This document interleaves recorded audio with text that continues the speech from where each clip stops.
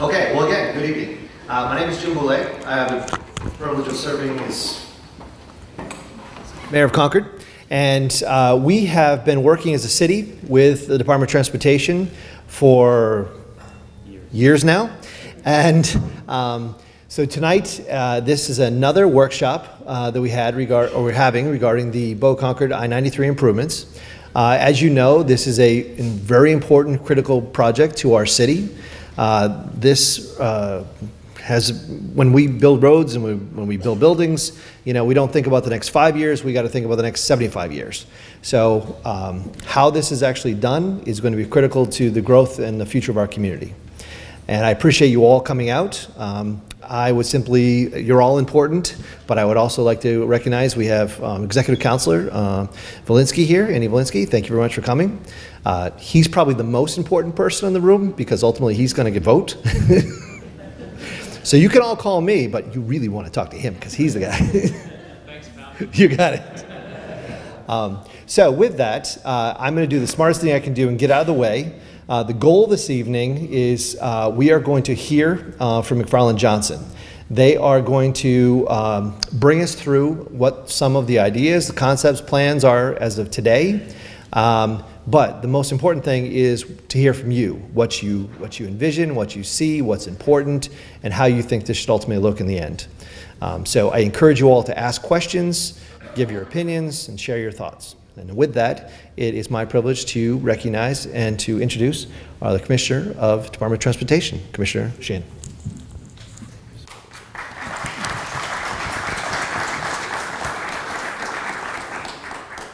Thank you, Mayor, and welcome to DOT.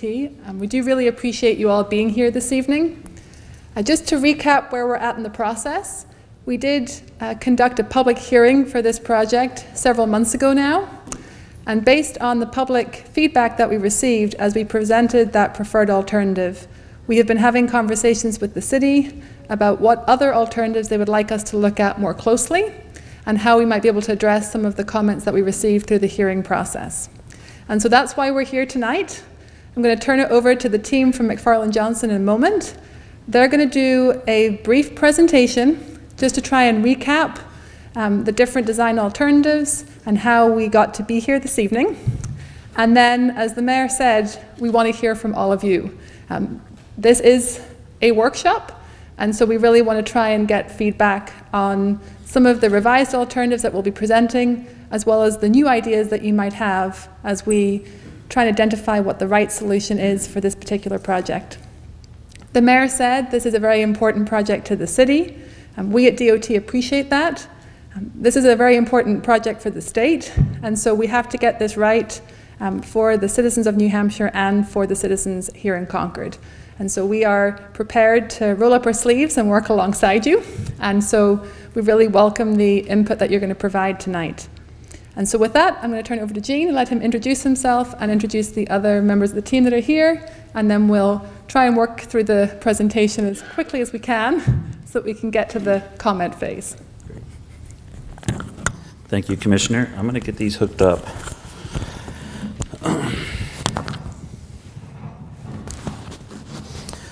So everyone can hear me well? Okay, excellent. So I am going to try to go through this pretty quickly, give you a quick overview of the project. I'm going to describe the preferred alternative that was arrived at and presented at the public hearing that the Commissioner mentioned.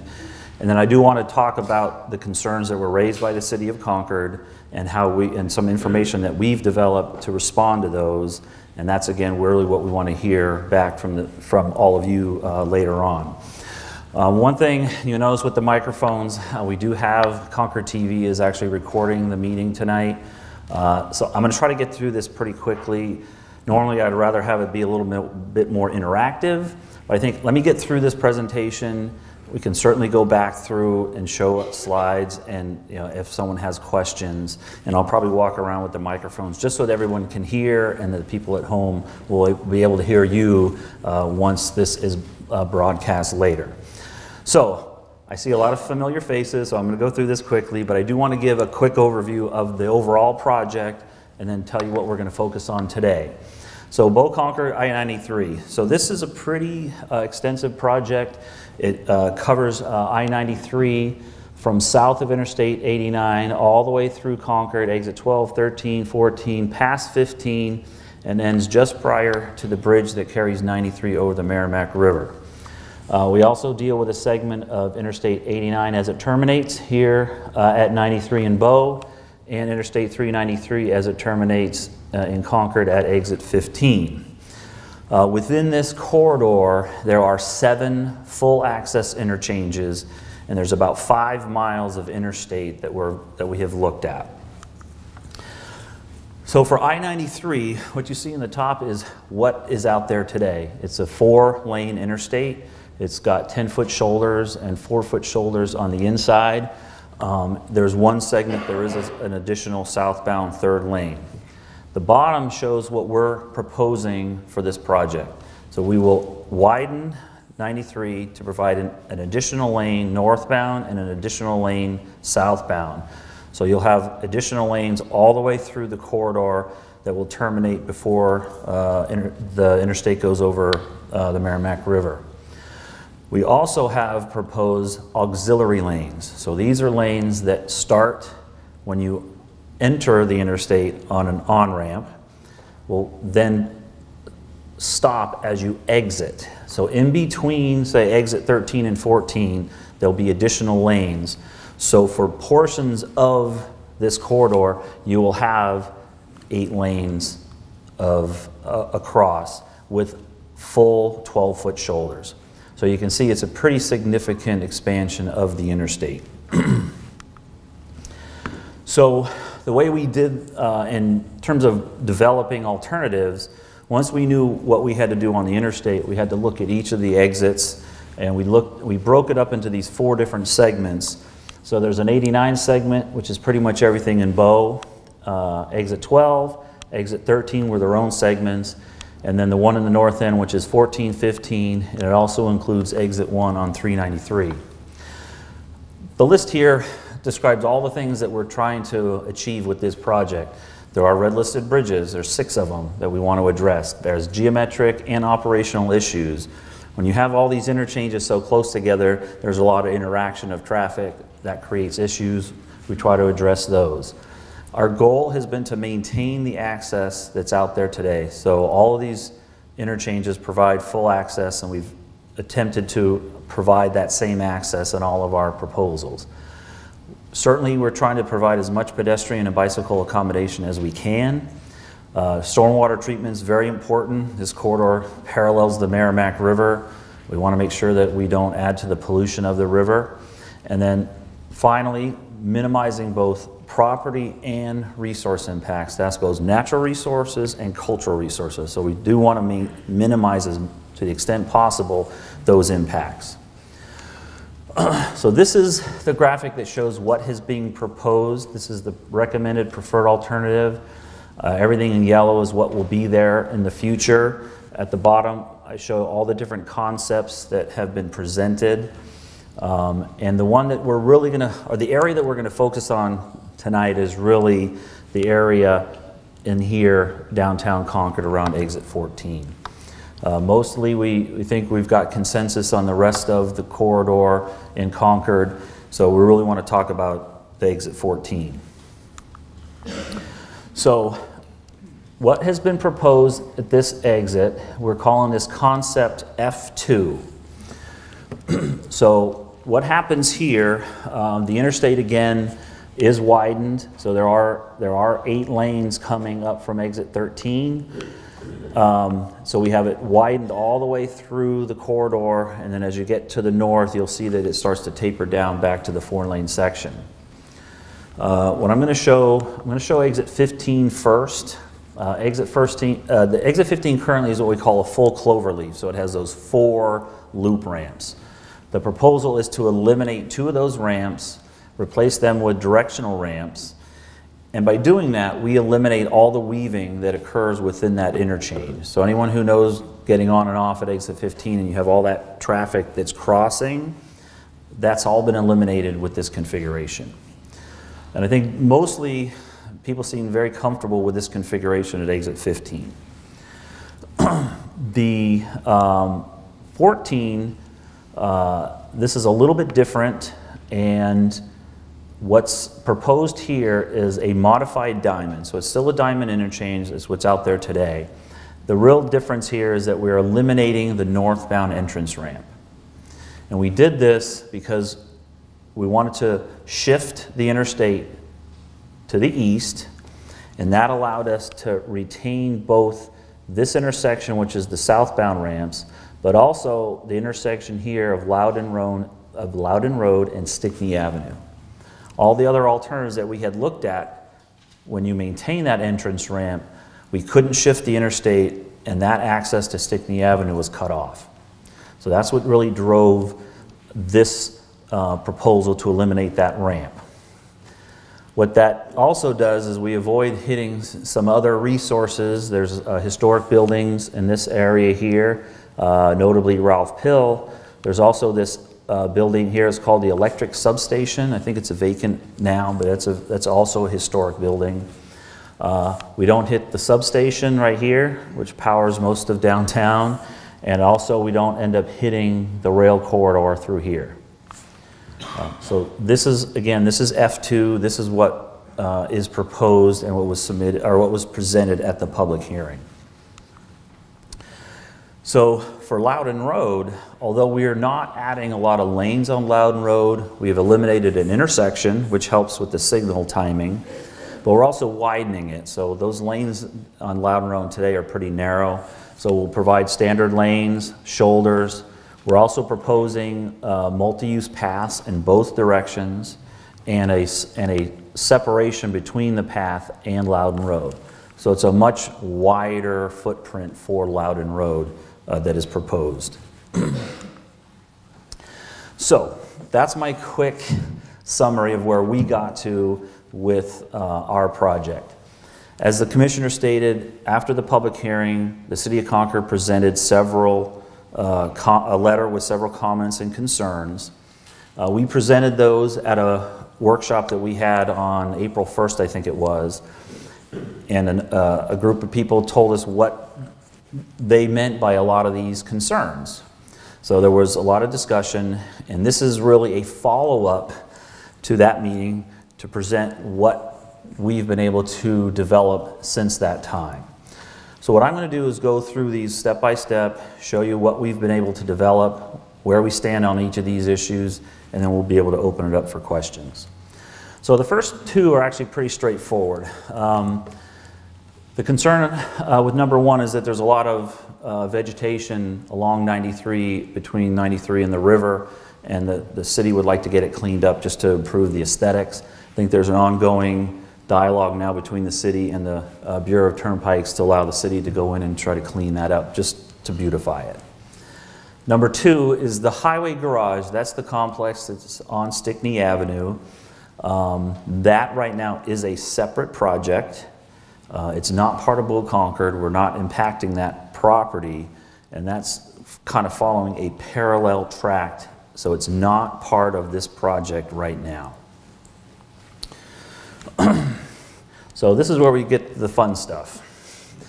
So at that meeting in April, we asked the question about, well, what would support the city's vision for this corridor?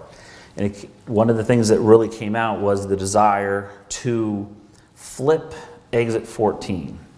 And what we mean by that is that currently 93 goes over and Loudon Road goes under. So the idea is if you can flip that orientation, depress 93, have Loudon go up and over, that would do some things that would allow the city to realize some of the visions that they have for the area, certainly around Stickney Avenue. So we've developed a concept, we've called it F2. This is functionally the same as, I'm sorry, it's F3. Thank you for catching me. But it is functionally identical to F2. So everything that I just described for F2 works the same, with the exception that Loudon Road is flipped.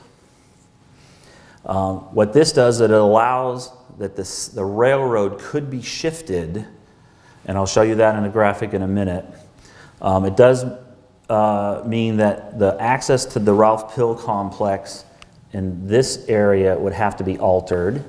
And we're showing that it would be off of Stickney Avenue and come underneath Loudon Road. And as you can see, it actually costs quite a bit of money because we're talking about depressing 93 and bridging Loudon over the top of it. And I'll show you what that means. Some of the impacts of doing this. It requires a pretty lengthy closure of Loudon Road. So we've looked at sequentially how we could actually build this. And this means that we have to maintain traffic on 93. It means we have to phase the lowering of 93, and I'll show you that in a graphic. So it's going to take probably a good 2 seasons of construction to fully flip Loudon Road. And Loudon Road carries over 20,000 vehicles a day, and that's current numbers. There will be there'll be a short-term closure of the northbound ramp, and when I say short-term, I mean probably in the weeks time frame.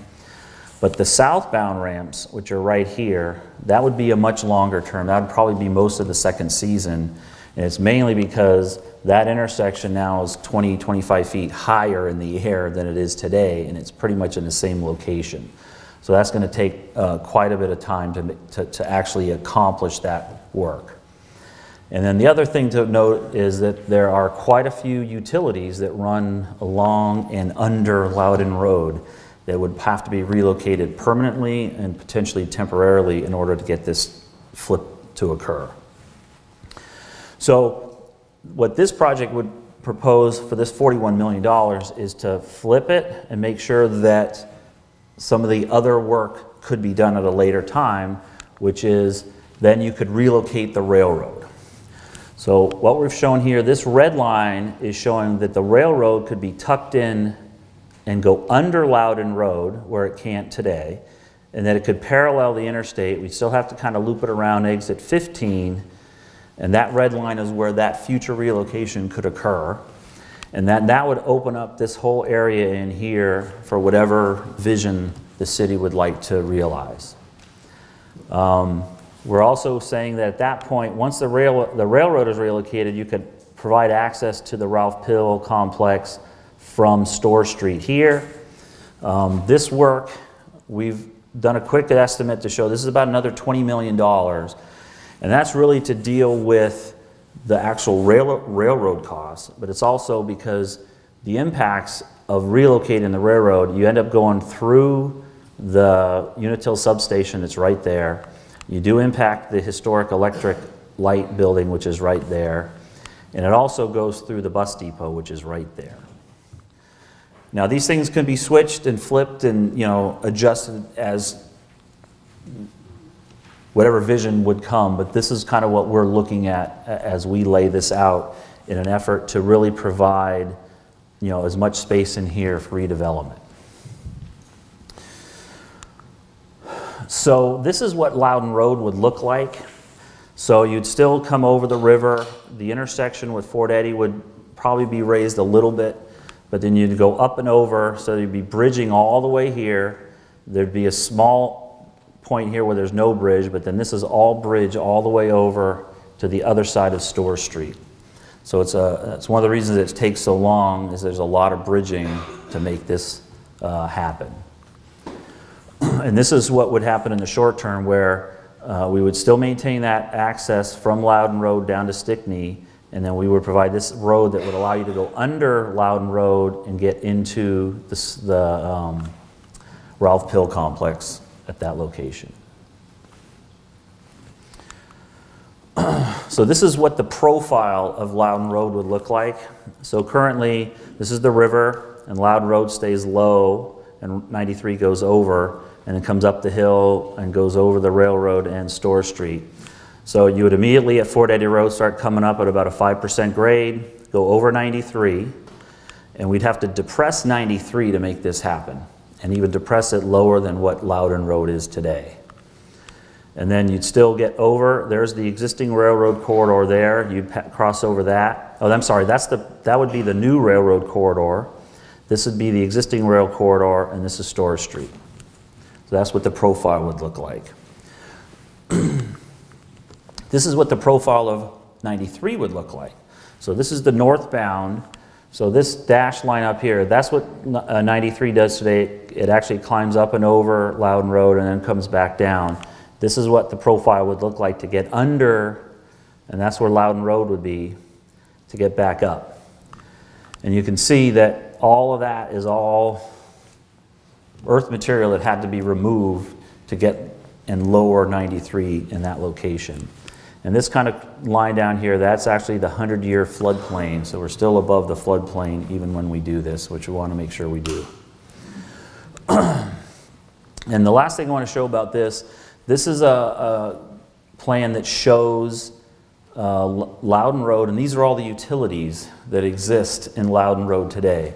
So there's water, sewer, gas, fire, telephone, cable, and telecommunications, many of which would likely have to be relocated to do this because the lowering of 93 would go right through them. So a lot of this work might have to happen even before the construction of the actual flip. So right now, Brian's going to turn on a set of visualizations that we prepared. And what we're going to show here, these are visualizations of both F2 and F3. So again, F2 is the one with the current configuration of Loudon Road, and F3 is the proposed. So can you do the full screen, please? All right, so this is F2. So this is a visualization of you driving Loudon Road, and this is heading west. And this is what the new bridge would look like if 93 was over and they widened Loudon Road. And then on the left you can see that's the electric light building right there on the left, and there's Ralph Pill. So this is the same elevation it is today, it's just a wider roadway. And then it's going to turn around and head back the other direction. That's the bridge over the current railroad and Store Street. And it's going to turn around and go back the other direction. And again, this is what we see most days today. Same elevation. Again, you'll see the bridge is much longer, so it's a much wider opening as you go under.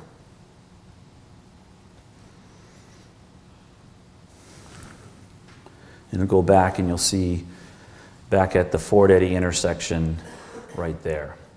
This next one, this is F3. So this is if we were to flip it. So this is you're at Fort Eddy and now you're going up. So you're heading up and going over 93. And now you can see the Ralph Pill building, and I think you can see the dome in the background. But if you look to the left, you can't even see the electric light building because you're now 20, 25 feet higher in the air, so you can actually see the building. And then you'd stay up high as you go towards Main Street. And this is going to do the same thing. It's going to turn around and head the other direction. And as you go over, you'll see the trees, but then you'll see the Ralph Pill building. And then as you get towards where that's the electric light building there, you can just see the roof. And then you'll see that's the intersection for the southbound ramps, and then you're going over 93, and then you'll come back down to the intersection with Fort Eddy Road. So that's the difference that it will be as you're driving back and forth over Loudon Road. Okay, can you stop that for a second? So it went too fast. If you go back to the beginning. So this is now the driver's view going southbound on 93. So again, the first one is of F2. So this is where 93 is going to be elevated. So this is the way it is today. And it's higher than it is today just because for us to lengthen that bridge over Loudon Road, we have to raise the interstate a few feet. It's about 3 feet higher than it is today. So this will be the southbound drive on 93 with the current configuration. So go ahead, Ryan. Thank you. So you can see the bus station on the right.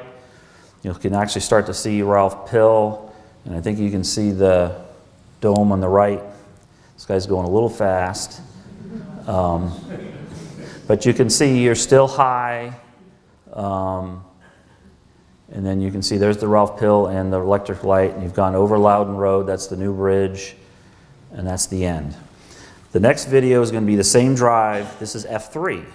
So this is when you depress 93 and have Loudon go over. This is the view from driving on 93. Go ahead.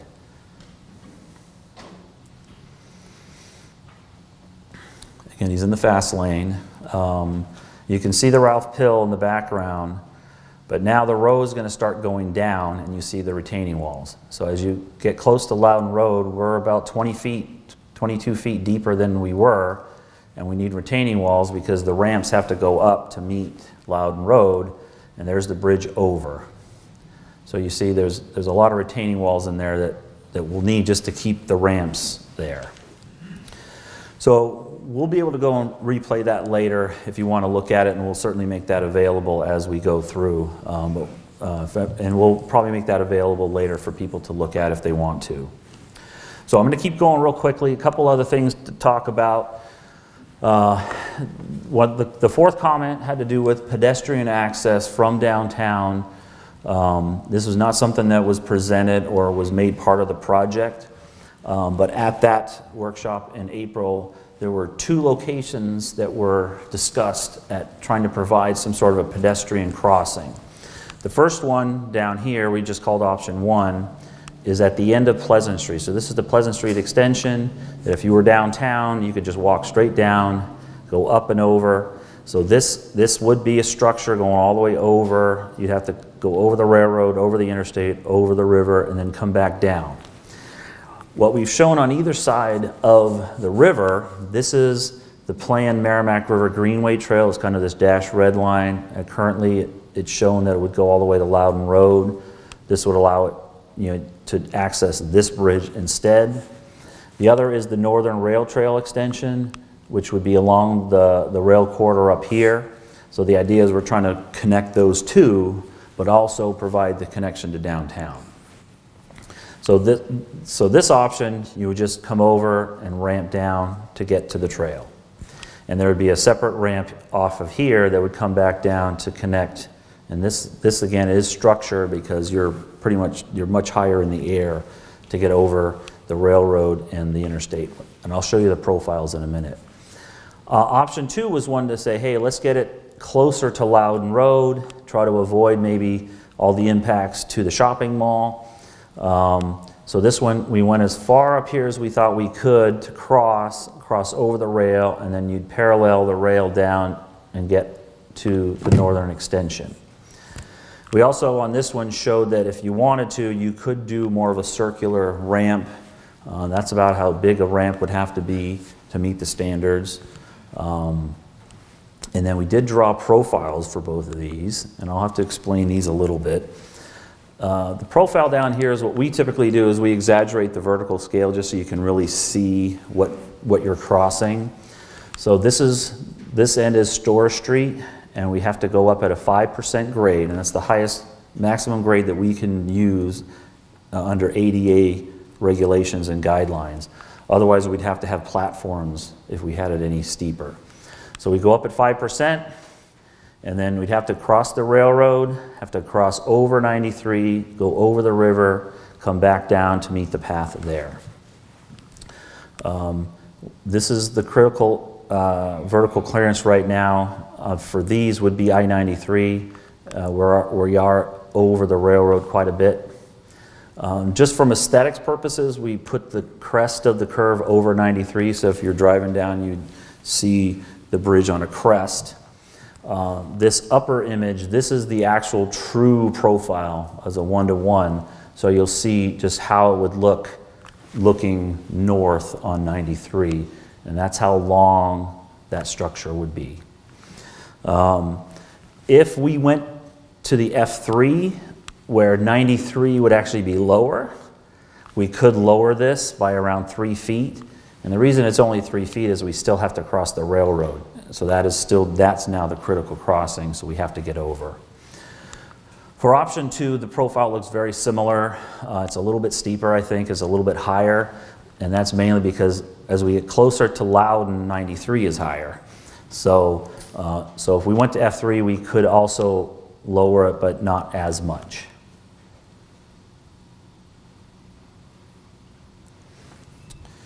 So the last two questions really dealt with the issues of closing the northbound entrance ramp from exit 14.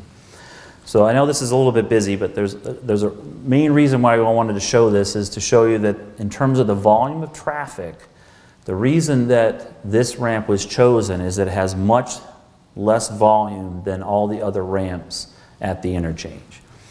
So in the morning, the two off ramps have the peak. And that makes sense. Everybody coming into Concord, that northbound on-ramp with all that traffic, and this is projected traffic, this is our design traffic, there's over 1,100 vehicles on that ramp in the peak hour. The southbound off-ramp, close to 900. So that's how many people are coming in and getting off on Loudon Road in the mornings. There's only 92 that are actually using the northbound on-ramp. But as you can see, from the north, most of that traffic is making a right turn and heading to downtown. Not much of it, there's 140 cars making the left turn to go east. And also the northbound, there's a much higher volume of traffic making that right turn going up to the Heights. So in the afternoon, obviously, it's very different that the southbound on-ramp has a very high volume of traffic, 838. The northbound on-ramp is the peak, but it's nowhere near what the others are. It's only less than a third of the volume that's using that northbound on-ramp. So that's the reason that it was chosen, that because of the much lower volume, that's the reason why it could be closed. Now, one of the things that people have asked is, okay, once you close that ramp, well, how are you going to get to northbound 93? So we showed this graphic. So this is the F2 configuration. So I want to show you two scenarios. The first is if you're downtown Concord, in this case, you're at the intersection of North Main and Loudon and Center. Right now, you would just head down Loudon Road, you make that left turn, and you'd be on 93. So in the future, there's two likely routes. One would continue on North Main Street up to the intersection of 202 and the 393 extension, make that right turn. Then you would get onto the new ramp to exit 15, and you'd come around and head north. You could also then still continue down Loudon Road, make the left onto Stickney, and now Stickney is going to be extended to the Commercial Street intersection. You come up, make that turn, do the similar entrance. So the red line adds about 1/4 of a mile to your trip, and the green line is about 1/3 of a mile. So that's kind of what we're talking about. The other scenario is if you're coming from the other side, which we picked the intersection on Fort Eddy with the two shopping plazas. So if you're there now and you want to go north, you just go south on Fort Eddy and then use the ramp to go north. Again, two likely routes. The red, just go north on Fort Eddy, go to exit 1, use the ramp to 393 and go north. You could then still go south, use Loudon Road, but go to the new Stickney connection and do the same as you did on the other side to come back and around. Those both are about 1/2 a mile additional trip for that area. So, just to talk about the costs, and then I'll be done. So this is the project cost that was presented at the public hearing. So we had a total cost of $267.9 million. The exit 1415 total was $125 million. So that's the F2 amount. So F2 again is on this top row. That's 125. If we do F3, just with the work on exit 14, that adds almost $41 million to the project. If we then also do the railroad relocation, that's the rail and the impacts with the substation and so forth, you're adding over $60 million to the cost. And then at the bottom, the pedestrian bridge is one that's difficult to estimate in terms of the cost. You can do some very simple pedestrian bridges that are prefabricated, or you can get pretty elaborate and build signature structures, which a lot of communities do. So we've done a little bit of research, but you can see that there's a pretty broad range of costs for those structures. I know that took longer than anybody wanted, and I was talking fast, but we now want to open this up. Now it's going to be a little bit cumbersome because I do want to make sure that everyone can hear the questions and we can respond to them. We can go back to any of the slides. We have graphics on the wall. I'm more than happy to show the videos again. But if anybody wants to ask a question, I'm just going to walk around with these so that maybe people can hear. And want to hear from people that have strong opinions about certainly the flip and definitely the on-ramp to see, how people feel about those proposals. So, don't everybody jump. Okay, I saw Mr. Swiker first, so you want to speak up or you want me to come back with the mic? Either way. Oh, you're right. Go ahead. Okay. One of the issues that was raised at previous meetings that is still ignored in this is restoring the pedestrian connection at exit 15. You still haven't done anything about that. You used to be able to walk over I-93 on the bridge that's now 393. When it became 393, that went away. Every meeting I say, why aren't we going to bring back a pedestrian crossing there? And it just keeps getting ignored. And the particular reason I want to mention it now is you're talking about closing them off if you do the flip, Loudon Road for some extended period. Well, it may be a little bit of trouble for the cars to go around, but what are the poor pedestrians going to do if you closed off Loudon Road? I think you're going to be talking about either having to build that exit 15 pedestrian bridge first before you close Loudon Road, and or maybe you can make one of the other pedestrian bridges work. So I think everyone probably heard this question, and it's true. Roy has mentioned this a few times about that on the, I'm going to go back to the graphic that we have for F2. So his comment was that there used to be an ability for pedestrians to get from downtown across into this area, and that we're not providing that. The easy answer is, the simple answer is that there is a bridge right here, the Delta Drive Bridge, that will have pedestrian accommodation when we're all said and done here. We're also providing the connection here. The issue with exit 15 is this is an interstate to interstate interchange. These are direct connections, and trying to provide, there's no pedestrians allowed on either of these roads. So, they're just, trying to provide a pedestrian crossing in this area. It's certainly feasible, but it's not something that I think was ever considered as part of this project. I know there was one other person that... What about the construction phase if you're flipping it and closing it on the road? So actually that's a very good point. And this came up when the replacement of the superstructure at exit 14 was done a few years ago, and we had to close Loudon Road for those long weekends. That was an issue because cars could just detour, go down to exit 13, but pedestrians couldn't. So we actually had to provide a shuttle service to get pedestrians across. So certainly there would have to be temporary accommodation made for pedestrians, whether it's a permanent structure somewhere else or some sort of a temporary accommodation. That is certainly something that would have to be done if we did the flip. So that's a very good point. This man right here, I saw his hand first. What does flipping do to drainage issues?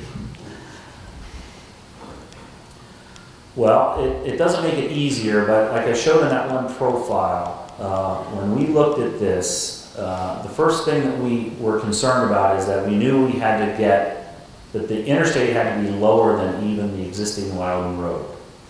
Fortunately, we have very good information about the drainage system down there since we did that project.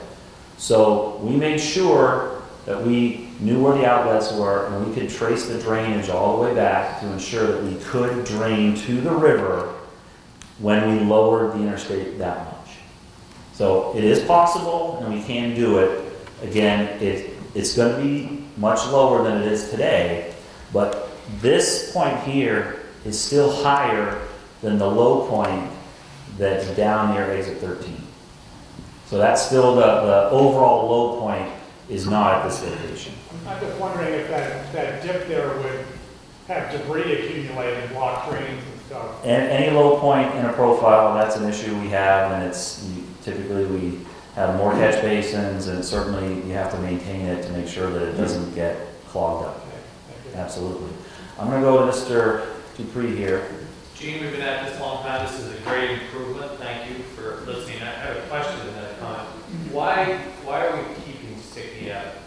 On the assumption that there were perhaps another way to get into the Ralph building and that perhaps the bus station moved. I think in our past discussions, the city's pointed out that if they build Store Street and they extend where Store Street now turns west and connects with North Main Street, if that were brought straight down into the site. You mean like here? Stickney, yeah. What's the idea of keeping Stickney? And this is going to go back to, discussions we had, developing these alternatives initially, was that the access from this area at Stickney to Loudon Road was important. It changed during that last, but early on when we started doing these alternatives 2 years ago, that was relayed to us that access was important. That from whatever redevelopment, from the bus station perspective, being able to get from Stickney to Loudon Road and then conversely to 93 was important. And then, so that's why we shifted the alignment and tried to maintain that access. Now, I think what Steve is saying is that if this were done and you had access now, there's no rail here, could you just have that access from? Absolutely. It's still not direct access to the interstate, but we're providing this connection to the back end of Stickney to get you up to 393 to exit 15. Again, and I love this because it's Concord's vision. What this ends up being ultimately is really up to the city. We're just trying to show you that what could be, that we want to be able to accommodate whatever that vision is. So my comment is, I think I've been on the committee with the city for a couple of years now, but I think the thinking may have changed in that the city, lots of folks here from the city think we can get adequate access from Store Street, particularly if the rail line is moved further to the east. And then just another, so that way saves money. B, I know it's at $60 million more for this option.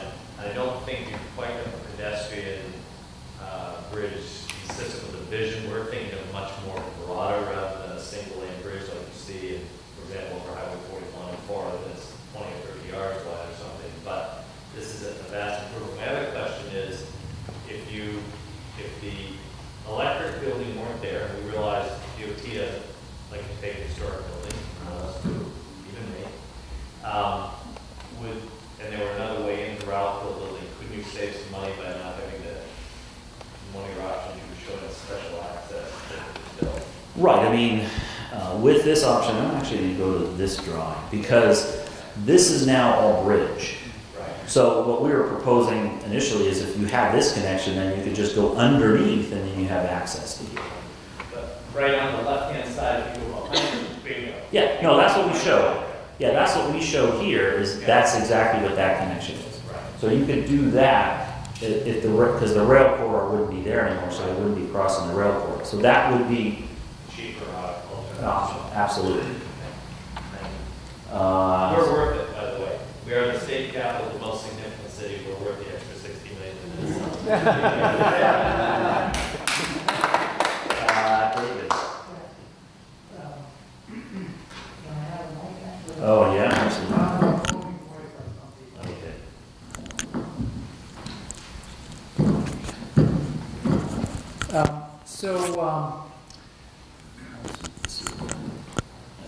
That's the one, okay. Both. The idea of removing the northbound lane, the northbound on-ramp, I think makes a fair amount of sense. So I was curious if much consideration was given to eliminating the southbound on-ramp. Now I see, there's 800 cars per hour in the peak. which is a fair number of cars. But considering there's 2 left turn lanes and the road diet on Loudon Road, it could be a good improvement to reducing the volumes on Loudon Road. And what that would do, a benefit would be, exit 14 would be the way to get into downtown Concord. And there are, especially considering the improvements that are being made at exit 15, there are certainly other ways to get on the southbound I-93. And even talking with quite a few folks at, or a number of folks at DOT, you know, when they leave work and they live south of Concord, a number of them told me, well, the last thing they would do is actually get on Loudon Road to go south on 93 if they find other ways. So that would, you know, so it would force certainly some improvements to get people onto the southbound 93. Find a way, whether it's Airport Road to Old Turnpike to get to exit 13, or it's Eastside Drive to 393. So I'm just curious to what extent you guys did look at that. So the simple answer is that we did not consider that. I mean, again, if you look at some of my earlier slides, we said one of the goals was to maintain access, not to eliminate it. So by eliminating the northbound, that was the one piece of access that we've eliminated throughout the project. It was done for a very specific reason. Now, one of the things you said I think was very poignant in that if you look at the morning volumes and you see that there's 1,100 cars coming in the morning, and typically you expect that in the afternoon you'd see that same volume returning. Well, it's not. It's less. It's quite a bit less. So, and you know, and I'm one of those people who lives south, and I often come into Concord at exit 14, and I work up here at the Heights. I never take this ramp home for the reasons that you're saying. Who would come all the way down Loudon Road, go through all of these signals to get into that double left, to then get into that merge? You find other ways to head south. So, but and then the same situation in the morning here. You see there's almost 900 cars that come into town this way, but most of them are making the right turn to go downtown. And then in the afternoon, just a much smaller volume coming down. So the reason that we presented this and presented these graphics to show people how they could do it is there has been concern about where do those people go. And with the volume, when you're looking at a volume of 200, and you can see that it's split almost 50-50 from each side, it's easy to see you can disperse that traffic through the other locations. When it's, 800 cars, and, it might be more difficult to do. It wasn't something that was considered, but for those reasons. I see. As long as you're discussing, I just have a quick question about how the data was collected. You have AM and PM peak.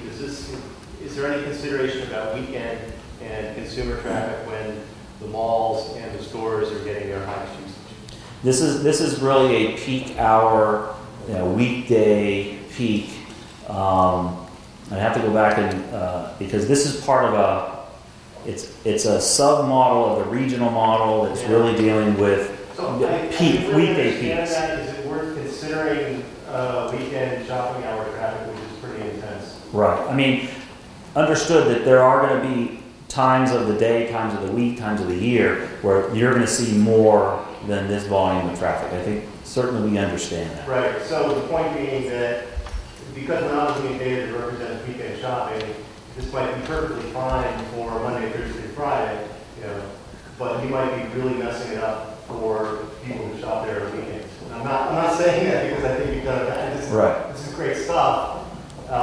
Yeah, typically from traffic, even we look at Saturdays. The only time a Saturday or a Sunday really is gonna be a higher volume than these weekdays is in really touristy areas. Usually shopping doesn't necessarily, make those weekend numbers higher than what we would see during the week. Well, it's probably a level.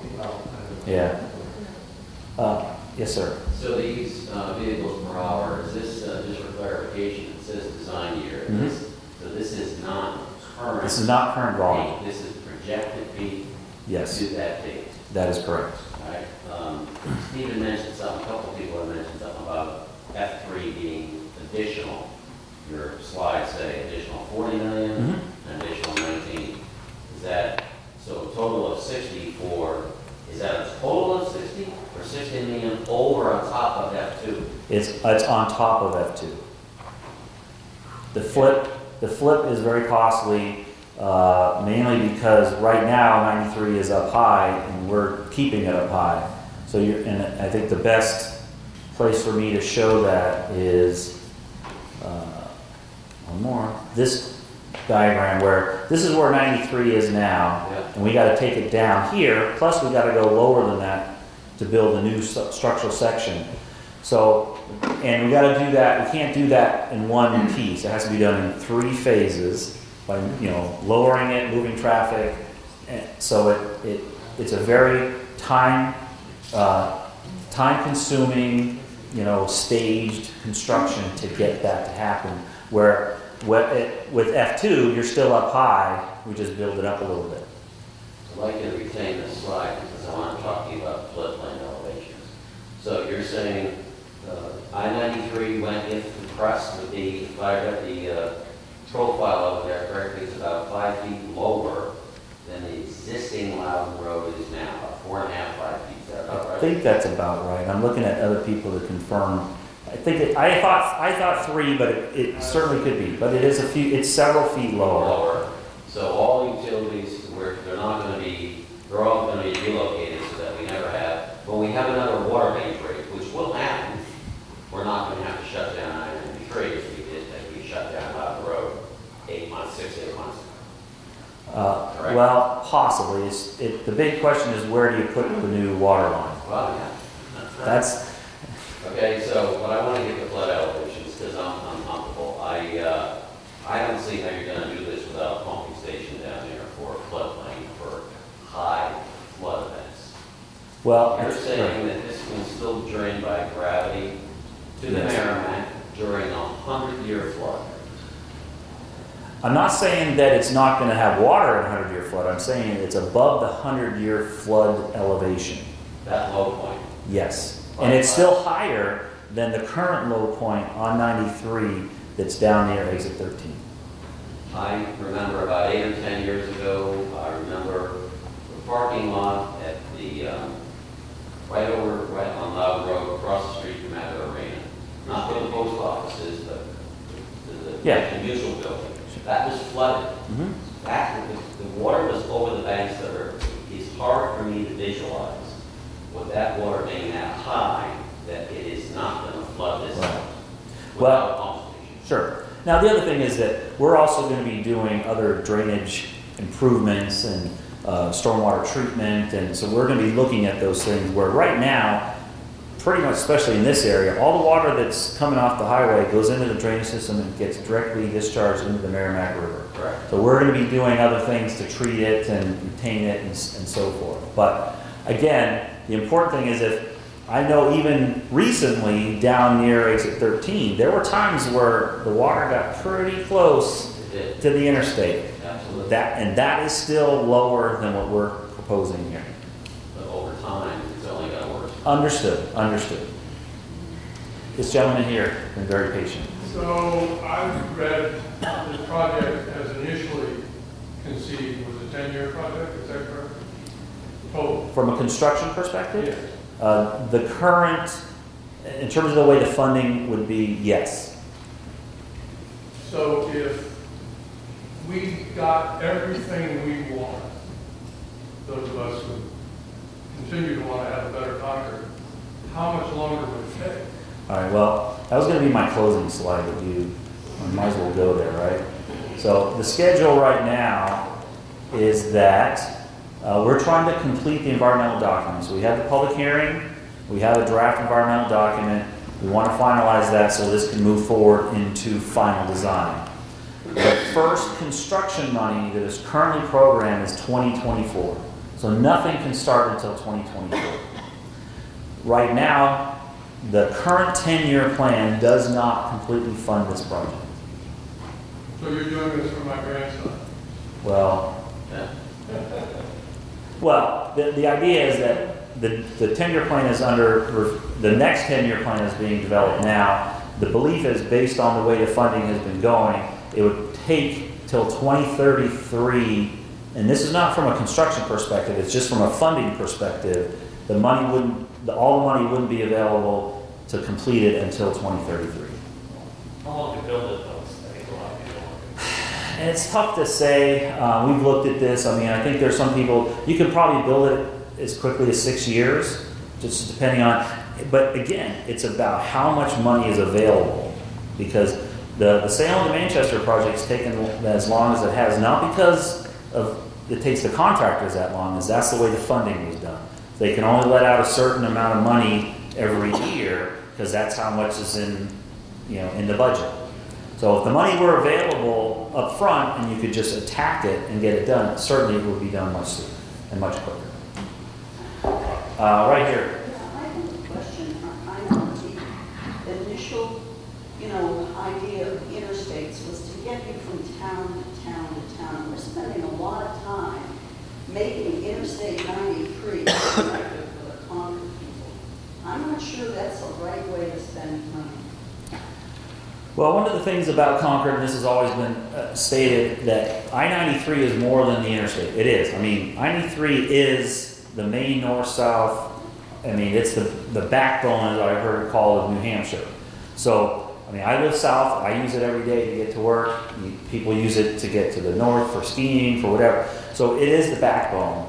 But, I hate doing this. Hang on one second. I'll try to get back to it. But you have 5 exits in that short area that I don't think it was intended originally.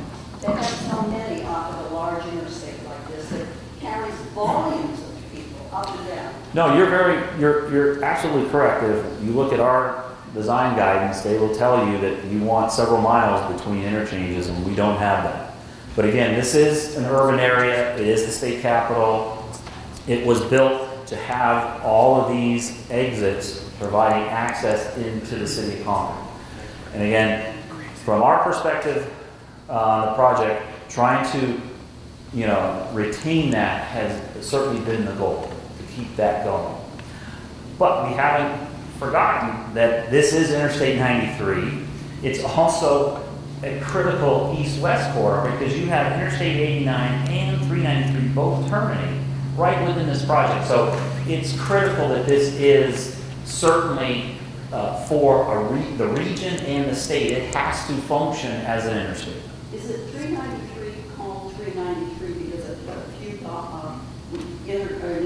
U.S. dollars to build that short? Because it's really 4 and 202, and nobody goes east and west on that. They go down to 101. Well, right here you'll see that from 93 out to the east, it's 393, it's 202, and it's Route 4. I know. This is just the way things. Is it because 393 had federal funds? Not necessarily that it had federal funds. It just met, at the time it was built, it was designated an interstate, and it was built to the interstate standard. And I think most of the people in Concord use it. I can't imagine. Right, and I think the intent had always been that it was going to get extended, but it never did. So it's a very short interstate, certainly. I know I saw this gentleman right back here. If you go with the flip, how steep will the grade be on Loudon Road, particularly between Fort Eddy and where it goes over I-93? We made 5% as the maximum grade that we made it. Okay. How does that compare to when I go underneath the bridge now and go up to Main Street? I think it's comparable. I'm going to just go back to the profile, because a picture's worth 1,000 words. Come on, one more. So I think what you're talking about is this is the grade coming down now. So I would say it's comparable. That grade is comparable to that grade. Okay, very good. Another question. You've given us a couple options for a pedestrian bridge. I know that in the eyes of the law, a bicyclist is not a pedestrian. We use the word pedestrian. It is meant to be a multi-use, facility. Absolutely. And I think that was very good. I know. And the whole idea is, if you look at that graphic, I mean, this is the River Greenway Trail. That is a multi-use bike pedestrian trail. So that is definitely the intent. I'm going to go with this lady only because she hasn't spoken yet. I have some concerns about the pedestrians who currently go from downtown, they cross under 93 on Lab Road, 480 or whatever.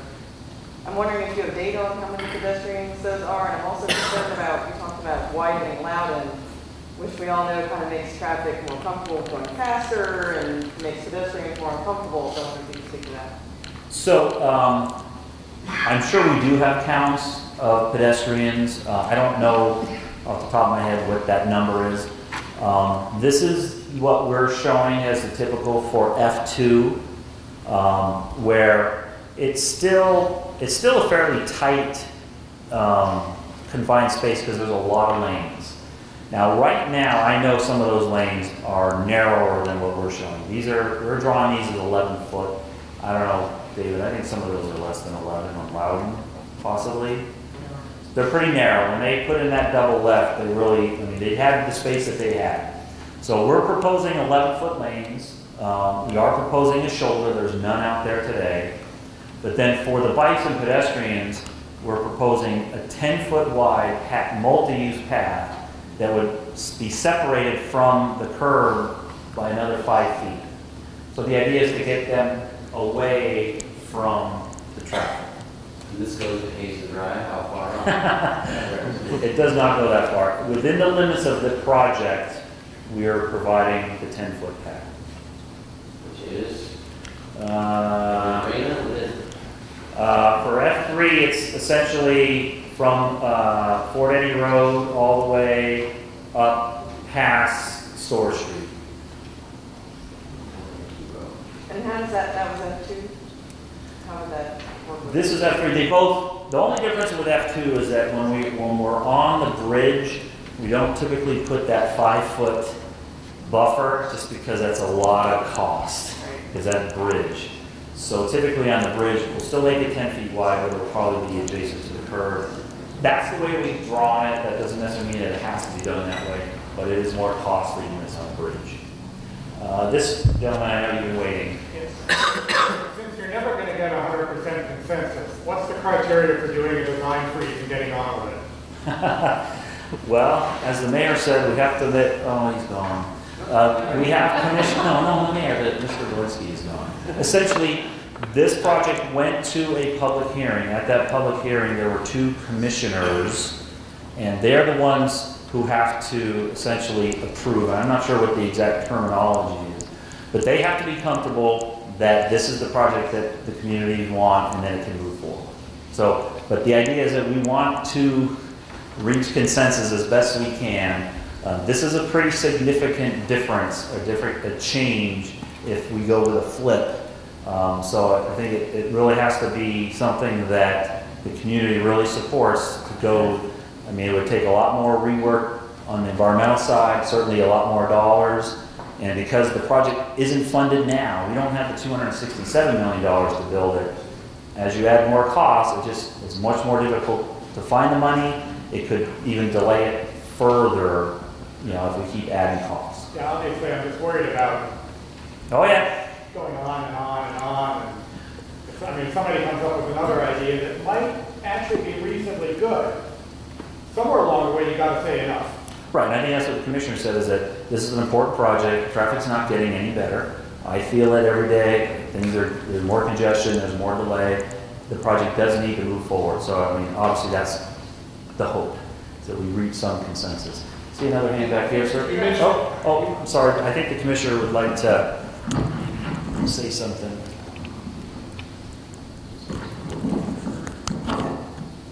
You asked what consensus building looks like and at what point will we just decide to move forward. And Jean talked about the official process with the commission, and they would officially approve a change in the layout of the interstate. At that point we'd move forward. When you get comments from the town of Bow, from the City of Concord, providing direct feedback and requiring that you take a second look at things. That warrants further investigation. That's why we met with the city initially to make sure we understood the comments from the city specifically. We had the initial workshop to try and hear more about the specifics. One thing we haven't talked about tonight is a lot of the comments we received about providing connections to the river. We as DOT didn't even know what that meant. On which side of the river did you want the connectivity? After the first session working with the town, and understanding what the proposals were for the multi-use path, that's how we came up with the concepts that we're sharing tonight. I appreciate you're all asking a lot of questions about what you're seeing to make sure you understand what each concept really would look like. But we are trying to get some feedback as well on what your concerns might be with these different alternatives. And that is our hope, is that we'll get more of that specific feedback. Not just the questions so we can make sure you're understanding what we're presenting, but the actual thoughts on which is the better of the two concepts in particular, F2 and F3. But our hope is that we're not going to please everybody, but that the community as a whole will come together and sort of there's one concept that's resonating more that we can then help advocate for. But we've committed we're not going to move forward with this level of discomfort with the proposed preferred alternative. That's why we're doing this extra design effort to make sure that we look at other options and potential solutions. But the cost concerns are real. We don't want to be in a situation where we keep deferring this project because we can't secure the funding. And so that's why, as McFarland Johnson has looked at ways to advance this, we've been looking at could we do this in pieces. We don't have to move the rail line necessarily now, even though that might be something the city wants to do down the road. How could we, just like we've been cash flowing the original preferred alternative and trying to identify how we'd phase that, we would hope that even if the scope of this project increases and we go in a different direction, we could still do it in a phased way so that we're not waiting for the full amount of money to become available. Along those lines, can the switch from F2 to F3 be done late in the game? That, start the construction and then at some point the extra funding shows up and you can switch? Or do you have to make a commitment to F2 from the very beginning? Because we're making significant change to the profile of I-93, we need to know that now. Okay. And in terms of the right-of-way that we're going to acquire, the environmental impacts, you have to permit the whole project. Understand what the vision is. We could, like I said, break it down to smaller projects to construct, but we have to get that preferred alternative for the overall design. Yeah, no. Thanks for your help. Okay, I know you were speaking, and so let's pick you up again. So you mentioned in the beginning there's 7 red-listed bridges. How much of this project is around those replacement bridges and then fixing the mistakes that were made in movement?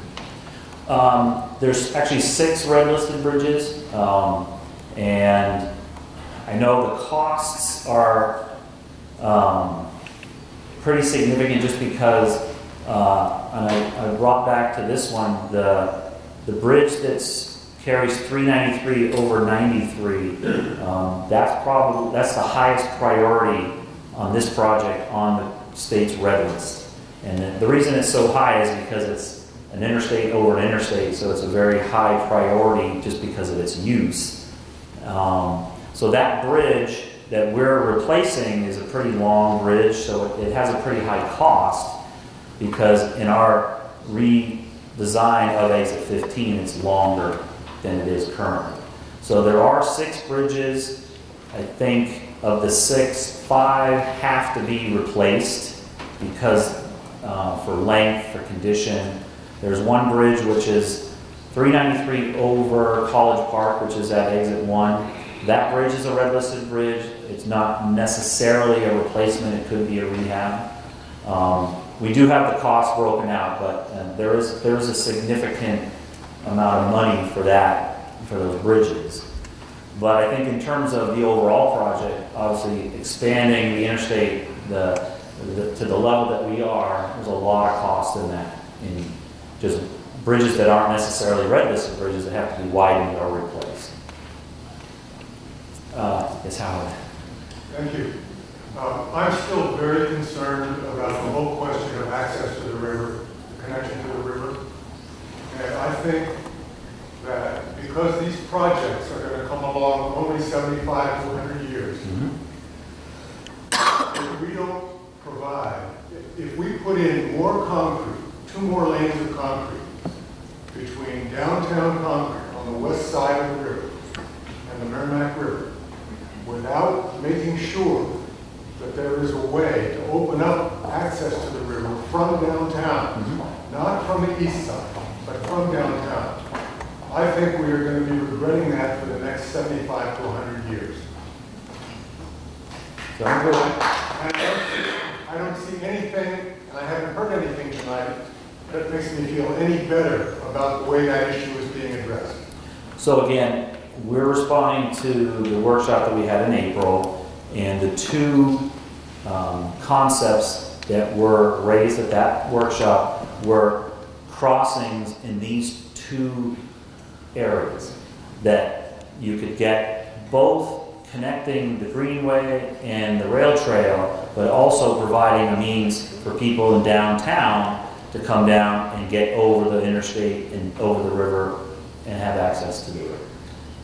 If you can put a 20-foot wide bridge over the river, why couldn't you create a deck over a lowered 93 to let people get to the river, see it, and get down a flight of stairs to the river on the west side?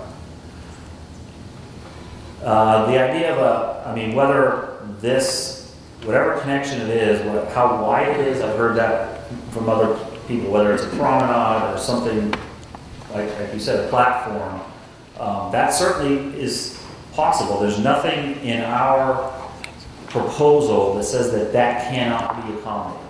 It's not part of the project, but it's not something that couldn't happen at this location. The thing that you did say, the second part, is right now, and this is what came out of the workshop in April, was that access to the west side of the river was not something that was important and that we should be pursuing. And it's important because if you look at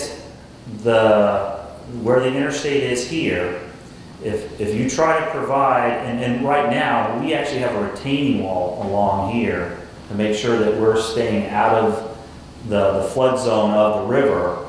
If we start having to provide, a space there for people to access the river, this whole corridor gets shifted and it hits everything here.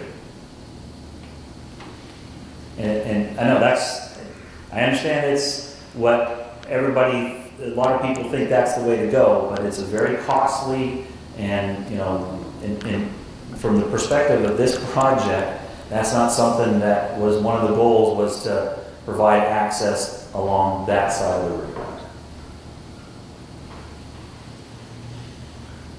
I'm going to go with somebody who hasn't spoken yet. This lady right here. Let's just follow up on that. What about sinking the highway for a stretch, like between where that green crossing bridge is and maybe down towards exit 13 a little way, not the whole way, but some of the way. And then you could put earth over the highway. I mean, you can build tunnels underwater. You can see Boston. I know it's going to cost more, but it would, like Steve said, it's the capital city.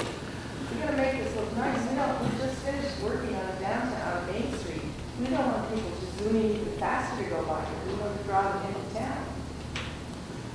Again, it's all, those are things that are very expensive, very costly, and right now it's not part of what this project is proposing.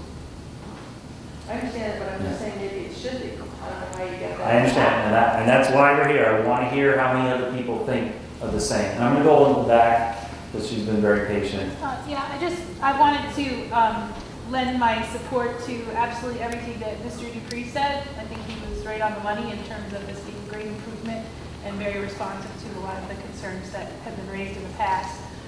When myself and other planning and engineering staff first started looking at the Store Street area, we immediately assumed that access would be off of Store Street and off of Main Street, and disconnected that Stigney Ave intersection, both from a planning perspective of how you would really want traffic or access in that potential development parcel to go, and also to improve the pedestrian and bicycle experience on Loudon Road as much as possible.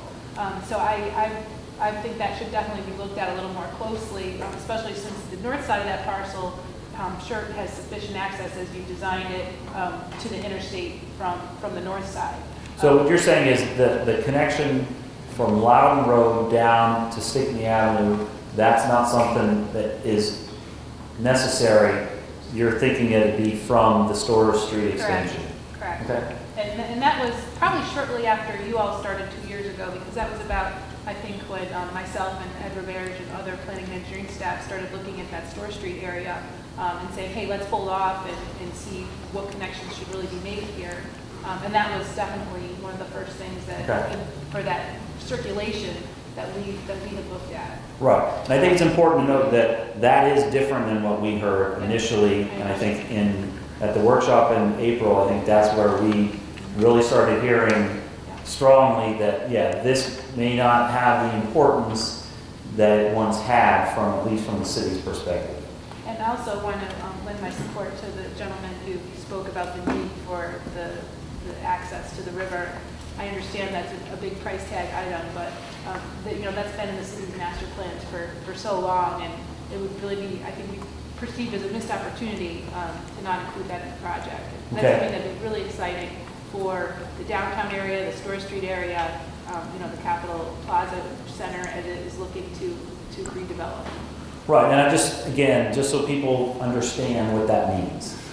We always call this our pinch point because everything just goes through this very narrow stretch, and it's a very short stretch, but the river, the interstate, there's actually a utility corridor right through here that has from the Unitil substation, there are power lines. There's 3, I think it is, main circuits that come out of that power station that come along, and it's between the interstate and the railroad.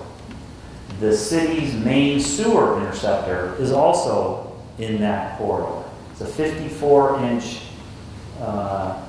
sewer that goes down to your treatment plant. It takes all that flow from around downtown, and that would have to be probably relocated. You have the railroad. The railroads are always difficult to deal with. That's an active railroad. Not very active, but it is an active rail corridor. So there's a lot of things that are in the way, not to mention, obviously, then the shopping plaza. So there's a lot of things and a lot of costs associated with all those things. Just want to make sure everybody understands, and that from our perspective, where we have a project that's not funded and it has a mandate, so we're obviously trying to find the most expeditious way to achieve those goals. Now, I know Craig's been also very patient, so I want to go to you next. Sure. I'll just say that, F3, I think it's the best alternative I've seen so far. I think it really captured a lot of what people were asking for back in April. Being able to realign the railroad, that's a lot of expense, but I think all of that area along Store Street, without having the tracks cutting through there, the redevelopment, you're going to make your money back. You're going to be able to be a lot more flexible in how you build it. It's not going to be isolated, auto-centric island. Look at what's going on at Main Street, being able to stitch it in. That's where your economic development is. And then you have the pedestrian bridge. Burlington Coal Factory, a big parking lot strip mall, that's not going to be the most economical use for that downtown property forever. So, I think, city planning, there was some visioning, long term, doing something with that pedestrian bridge, you're going to get your money back. And then, the pedestrian access along Loudon Road, I think a separate facility is the way to go. I'm really excited getting the final design, figuring out how you might make that work. But also that bridge over the Merrimack River is going to be rebuilt, so that's an opportunity to extend that concept. And the city's transportation advisory committee has concepts drawn for Belly Hill at Loudon Road, how to bring it all the way up to Hazen Drive. So I think that corridor, this is a big opportunity to fix that and work that investment. And me, I don't know how many others would agree with this part of it, but I think we're going to save money. 4 lanes is a lot. Right now you basically have an accessory lane and a travel lane. This is almost tripling the capacity. So is that the investment? I mean, Concord's talking about its, green energy goals. I mean, for me, that's not my priority. And if I have to go with one or the other, that's where I would cut. But, I mean, in the end, I think relining on the railroad is totally worth every penny in the city to be better long term for it. Okay. I know there's some more hands. This gentleman back here. If the railroad was realigned, can it be elevated over the road? No. that was the easiest question all day. Gentleman in the back. I'm going to have a little different perspective. We have a concentration that's east of the river. I understand what's contemplated and what the vision is for west of the river, and don't have any problems with that idea. I have a little problem with northbound lane being taken away.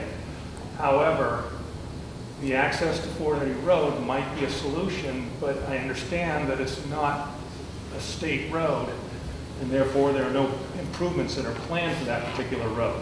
I think when you add the concentration of vehicles to that location, add the extended travel time in order to get onto 393 and go north, onto 393 and 93 and go north, that's going to create some problems. That's also going to create some problems for the less frequent or casual visitors in not understanding how to get around the Concord area. Sure.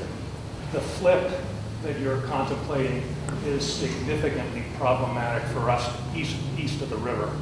That 16 to 20 months closure time would be catastrophic, let alone the cost involved. One of the questions I have is I know that insurance companies and certain communities have heightened their concern over the flood year calculations that they're using. And many of them have moved off of the 100-year and are stepping up to 500-year or 1,000-year. Have you had any concern over just satisfying the 100-year floodplain when you reduce, the infrastructure and the thoroughfare of 93 down into that exposure area? And let me just look at one other concern that I have is that I don't think enough consideration has been provided to losing an on-ramp. I think communities generally value both exit and entrance ramps at any location they can get. And I think it should be, the stakeholders involved here should take serious consideration towards what they're going to lose when you lose one of those ramps, even though your projections show relatively smaller amounts of peak vehicle traffic concerns. Okay, so I think I heard three things that I wanted to address. Well, I was waiting, so I wanted to get it all in. No, I appreciate that. So it says you live or you have businesses on the east side? Businesses. Oh, businesses, okay. So you're concerned about the closure of Loudon if it's flipped? Just Correct. Because it's a reduced access. And not only for us, but for the businesses on 480 Road. Right, understood.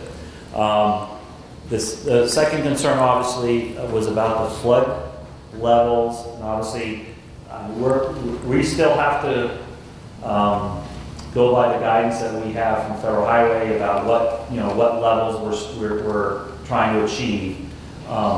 Again, the project right now, what is proposed in our document is not F3, it's F2.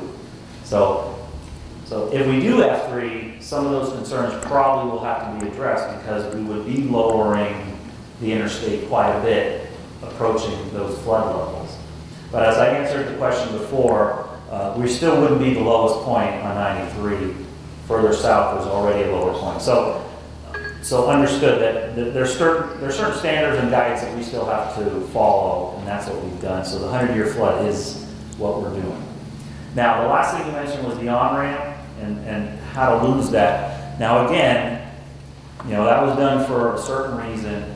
Now, if we bring that back in, because that ramp is right here, the only realistic way for us to do it is to shift the interstate back towards the west, and we start hitting all of those things, the substation, historic buildings, the railroad. So our costs just start to go up and up and up. So while it's true, when we first did this shift, it was to retain that access at Stickney Avenue.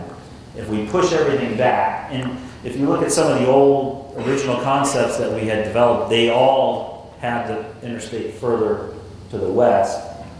It just gets much more costly, and it's not what we have already evaluated in the environmental document. Have you looked at that with the option of a taking? The taking of all those. Of Unos specifically.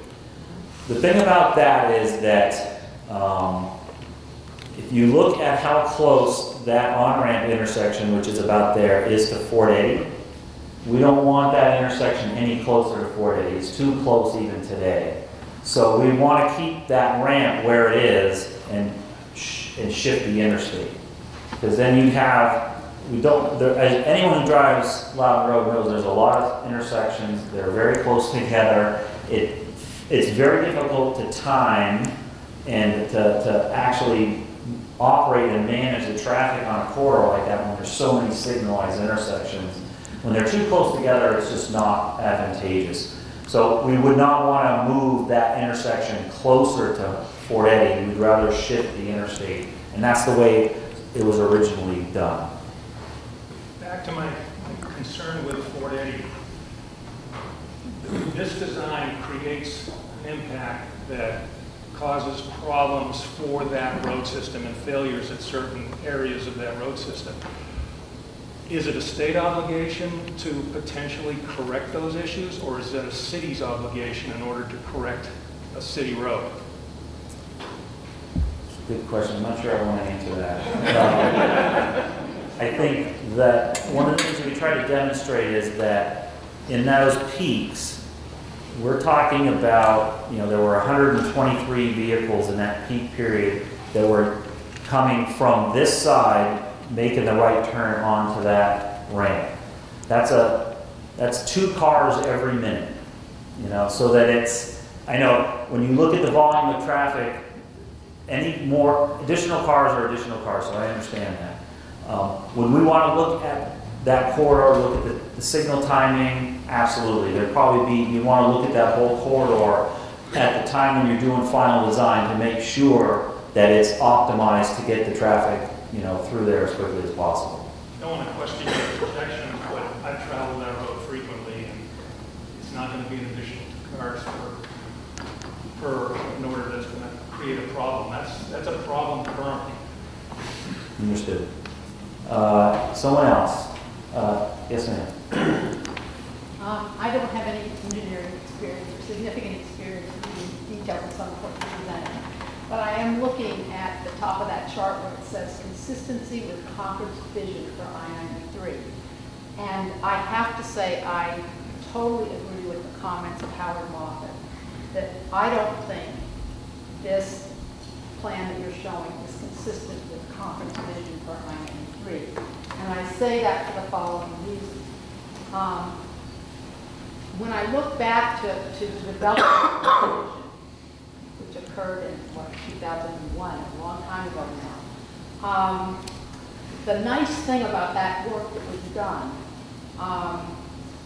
with federal highway money, so of course $1 million was spent on that vision, and the nice thing about it was that it did address, it involved compromise in order to achieve an overall feel for Concord that met a lot of people's concerns. It addressed the concerns for having better traffic through Concord, but there were compromises. We didn't have to make any roads that you're proposing now. It addressed opportunities for economic growth. It addressed important concerns of citizens for connection to the natural environment and most importantly, connections to the river from the west side. We're talking between $267 and $400 million to go 2.5 miles, and we're just creating a ribbon of pavement through Concord at a time when people are concerned about global warming. There's going to be less reliance on fossil fuel in the future. And it just seems to me, here we are 20 years later from that study, and there's even more justification now, given what the world is facing, for looking at a project that is lesser in scope, and that where you address traffic through traffic concerns in a different way than just building more paving. So in terms of the capacity and what we're proposing for I-93, it is, again, it's still a very, it's a process that we have to go through. It's not one that we do in a vacuum. I mean, we look at projections, we look at the land use, and just to say, we don't want to build lanes just for the sake of building lanes, because it's expensive. It's very expensive to rebuild interchanges and to widen interstates. So we're not doing it just because we think it's needed. I mean, the projections are showing that traffic is growing. The traffic on I-93 in the last 3 years has climbed dramatically. It's going up 3% a year. It plateaued for many years, but it's now on the increase again. And anyone like me that drives it, I feel it. You see that there's more congestion, there's more backups on a daily basis that would never have happened. So, I mean, from a capacity standpoint and from our operational standpoint, I mean, this is what's being proposed. And as said before, this is still Interstate 93. We got people that are going from, you know, south of the border all the way up to the North Country, and this is the way they have to go. So from that perspective, I mean, this is what is necessary for an interstate. Now, the comment about the access to the west side, again, that's not something that we've been told we should do, and I guess I'm hearing people say that that's something that they think is important. I guess I'm curious how many people think that access to the west side of the river is something that should be part of this project. Okay. Again, that did not come out of even the workshop that we had in April. The focus was, you know, getting over the river, and I'm going to show this graph again, was getting over the interstate, getting over the river, and having this type of a bridge connection.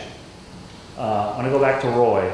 Mr. McCarthy, I'd like to point out, in your original comments that were submitted, I very specifically said that you should provide access from Storage Street to the north end of Teardrop Park to make as good a connection on that side of the river as possible. So that is something on the west side of the river that's been requested every meeting I've been to. If I have to say it again, I'll say it again, but I don't want to hear any more that no one said anything about the west side of the river. I'm talking about specifically at this location because this is because of this pinch point that this is where providing it has the most impact, because it, again, as I said before, all the things that would be hit and the need to relocate all of that is very expensive. And I saw Tom in the back, his hand, been patient, so he hasn't spoken yet. So the commissioner was asking for more comments than questions, so I'll give you the city's comment. These are the official position of the City of Concord. So first a question. If you eliminate Stickney Avenue, can you still have the northbound ramp?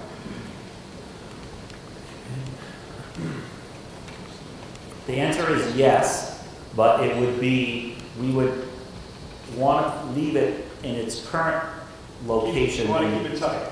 Right. We wouldn't want to create an intersection here. We want to leave it here, which would mean we'd have to shift the interstate to the west. Right. Right. And then one of the reasons that I think even in Concord 2020 that their concept eliminated that ramp, and I think it's that weave between 14 and 15 is very problematic. When you eliminate that entrance ramp, that weave disappears. So we'll work with you on the Store Street design connection to Main over to Constitution and Commercial, eliminate Stickney. Okay. Okay. That would leave the northbound ramp. The river crossing, we want the river crossing. We want it not to be a 10-foot, 12-foot, 20-foot pedestrian bicycle way. It needs to be a major deck, whether it's closer to the bridge, Loudon Road Bridge, or it's separate from that. We can work on that together. And are you talking all the way across the river? All the way across the river. So you remember that $30 million price tag? That's when I get to the end. Oh, okay. I have the solution for all of that. It's easy. And so at the same time, we'd like to continue to explore the whether or not flipping makes sense. My feeling is it does. When I look at the model that you put together, actually it's much more attractive than I thought it would be. So in terms of the views, because it's so open underneath there. And I'm going to go back to a statement that I made in our private meetings together, which I'm sure you won't mind me sharing, is that, and maybe I made it during the public meeting, was that I was involved in the I-93 design from Salem to Manchester. That original project, before the commissioner came, was $150 million. Today, the latest number I heard is $800 million. My position is, and I know I'll be right by the time I'm done, and if not, then I'm wrong, it's going to be $1 billion. So when I hear 230, 260, 320, that's not a lot of money. This is Concord, and I think for all the things that happen here, the people who come here, the growth that this community has had, that I don't see any reason why we're talking about going from adding 20 million here or 40 million there. That's really not a lot of money in this perspective. And when you let out the contracts originally in 10 years, and it's going to be, say it's 340, 350 million, it's going to be delivered at half a billion. With the change orders and all the different increase in price. So I ask everybody, get off the money. The money is not the point. The money is what holds back your vision, it holds back the ability of this community to move forward. It's not the money. The money will be there if we push for it. It happened in Salem, happened in Manchester. They're building a whole new exit in Londonderry, 4A. I know Derry's paying for part of it. I know Londonderry's paying for part of it. I was part of the original deal that put that together. But it's a whole new exit. So that's the city's position. And one final piece. F2, it's a non-starter for us. We prefer not to talk about it anymore. It's not something that we're willing to consider, and we're willing to go to the end and fight it all the way. If we have to go to court to fight it, we'll go to court to fight it. Be glad to answer any questions. One thing about the only difference between F2 and F3 is the flip. So you even said the flip. I mean, I guess I'm still curious who really likes it and who doesn't. The question you asked about the on-ramp, I mean, if the 16th Avenue intersection is no longer important, right, and the ramp is more important, and you shift the interstate, that could apply to F2 and to F3. Exactly. So the only difference between F2 and F3 is the flip. Right.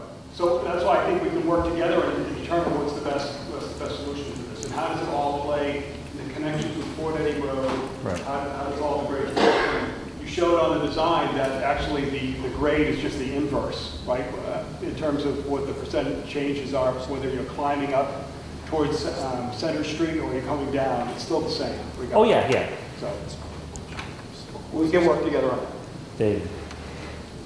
So to follow up on that, my question about eliminating the southbound on-ramp would actually create that space to be able to shift the highway to the west so you could put the northbound on-ramp back in.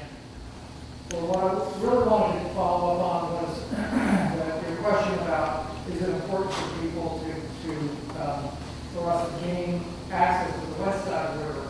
I raised my hand because I think it's important to provide access, or to have access to both sides of the river.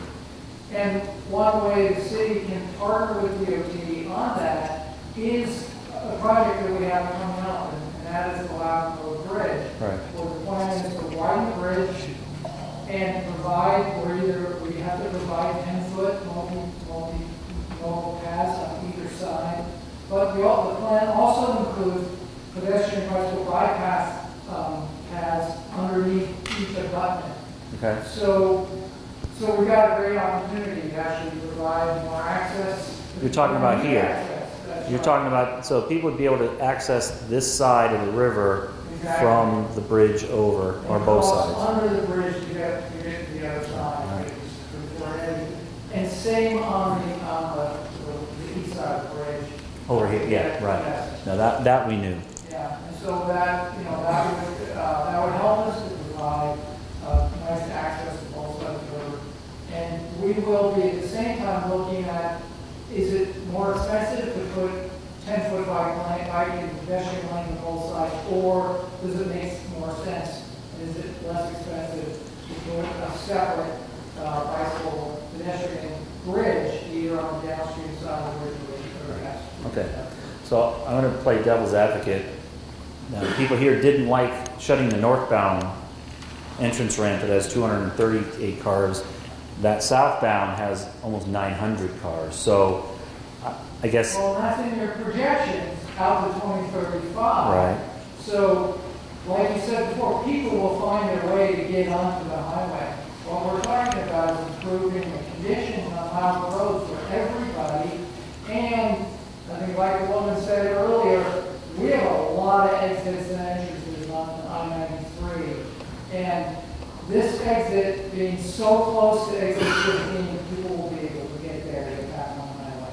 Okay. Turning exit 14 into the way to get into Concord will really be a great way to promote Concord. Okay, interesting. Right here, she's been very patient. Thank you. So I agree with the comments about the number of lanes. I think 8 lanes is way too wide for Concord. And I think in the spirit of reconnecting the city to the river, 8 lanes is it's just too wide. And also, given what happens after exit 16, we'll be going from an 8-lane highway back down to 2, and I think that will just create issues further north, especially because I think what we're really talking about is Friday nights and Sunday nights. Love tourists, but do we really want an 8-lane highway through the middle of our city just for that? Can I respond to that first? Only no, because it sounds like you have a couple questions. Do you? Actually, my second point related to that is I'm wondering if we could save money by reducing the number of lanes and use that for some of these other things that people think are higher priority. Obviously, fewer lanes is less money. The issue is this is still Interstate 93, so it's not just for the city of Concord. So I'm sure this DOT would back me up on this, that this is I-93. It's the spine of the state, and our projections are showing that this is the level of traffic that is necessary. If you want to retain all the exits, they're so close together, we have to have those auxiliary lanes, otherwise they're not going to operate well. So our projections are showing you need more capacity and you need those auxiliary lanes so that it will operate safely. So I don't think that that's something that the state's going to be interested in, shrinking the lanes to build those other components. I'm going to let her finish. I would point out Main Street is a great example, and there was a lot of concern, but I think obviously it's Main Street, it's not an interstate. Right. But I mean, it really does show what you can do when you don't put cars always first. My other comment is, and I know this relates to some areas outside the project, but within the project, I really hope that it is designed for people.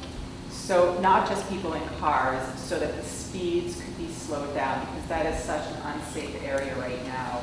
And so I hope that the design takes into account that we hope people will stay in the dedicated lanes, people will need to cross. And I think that whole area, people need the message to just slow down. And so I hope that can be built into the design. And related to that, outside the project area, I think the city needs to be thinking about the impact of this on North Main Street. I mean, this is going to have ripple effects both during and after construction, and I hope that you can work with the city, so that we think about this holistically. Right.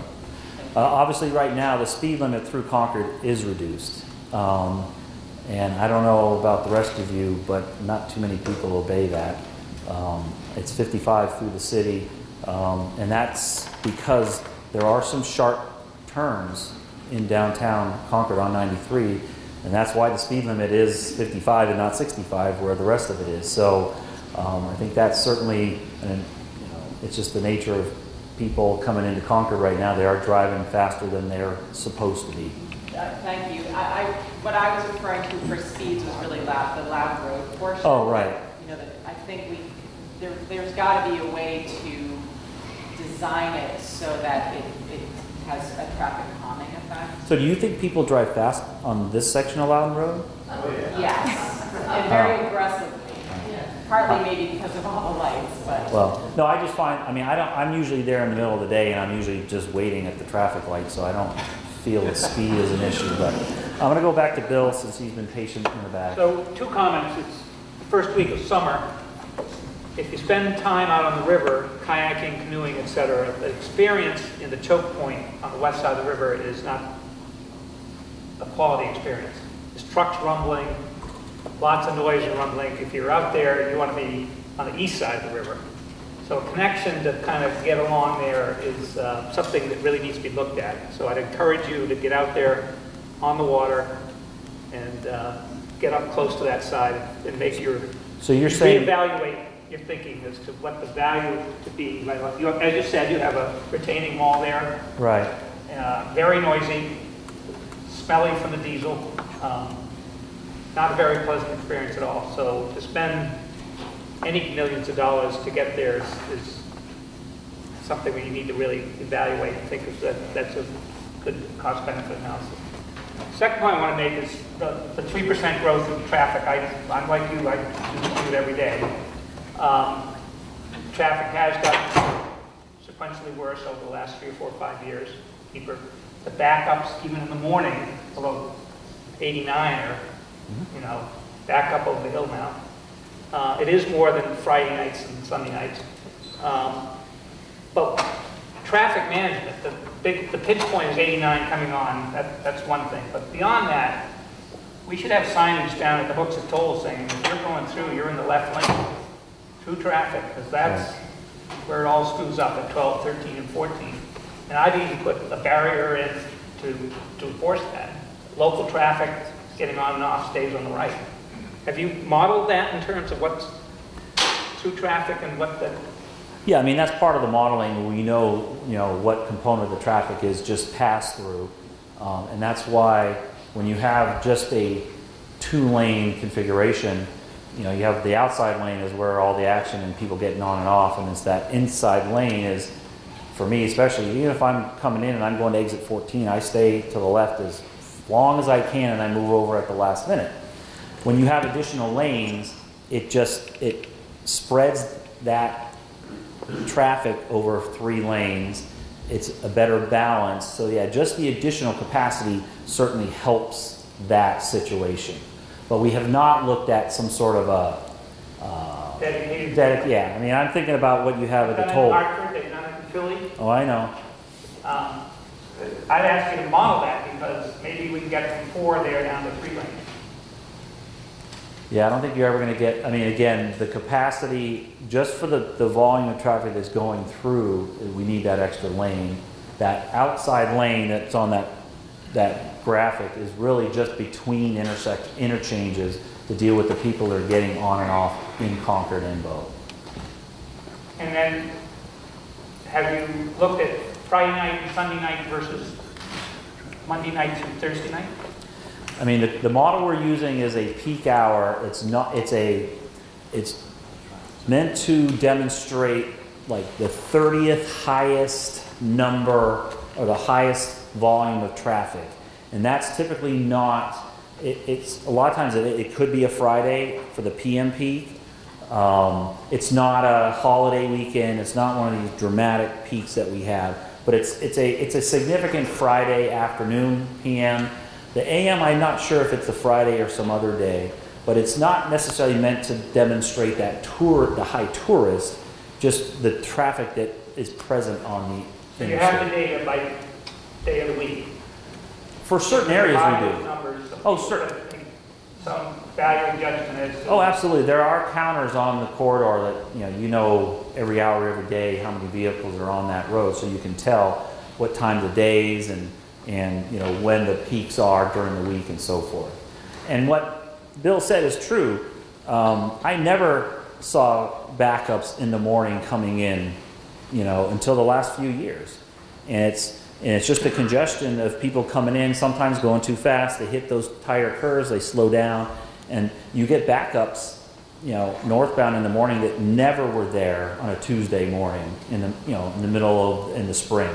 So there's definitely an increase of traffic that we see, you know, in the last few years. If there's any new people, I love new people, right here. And then you in the back.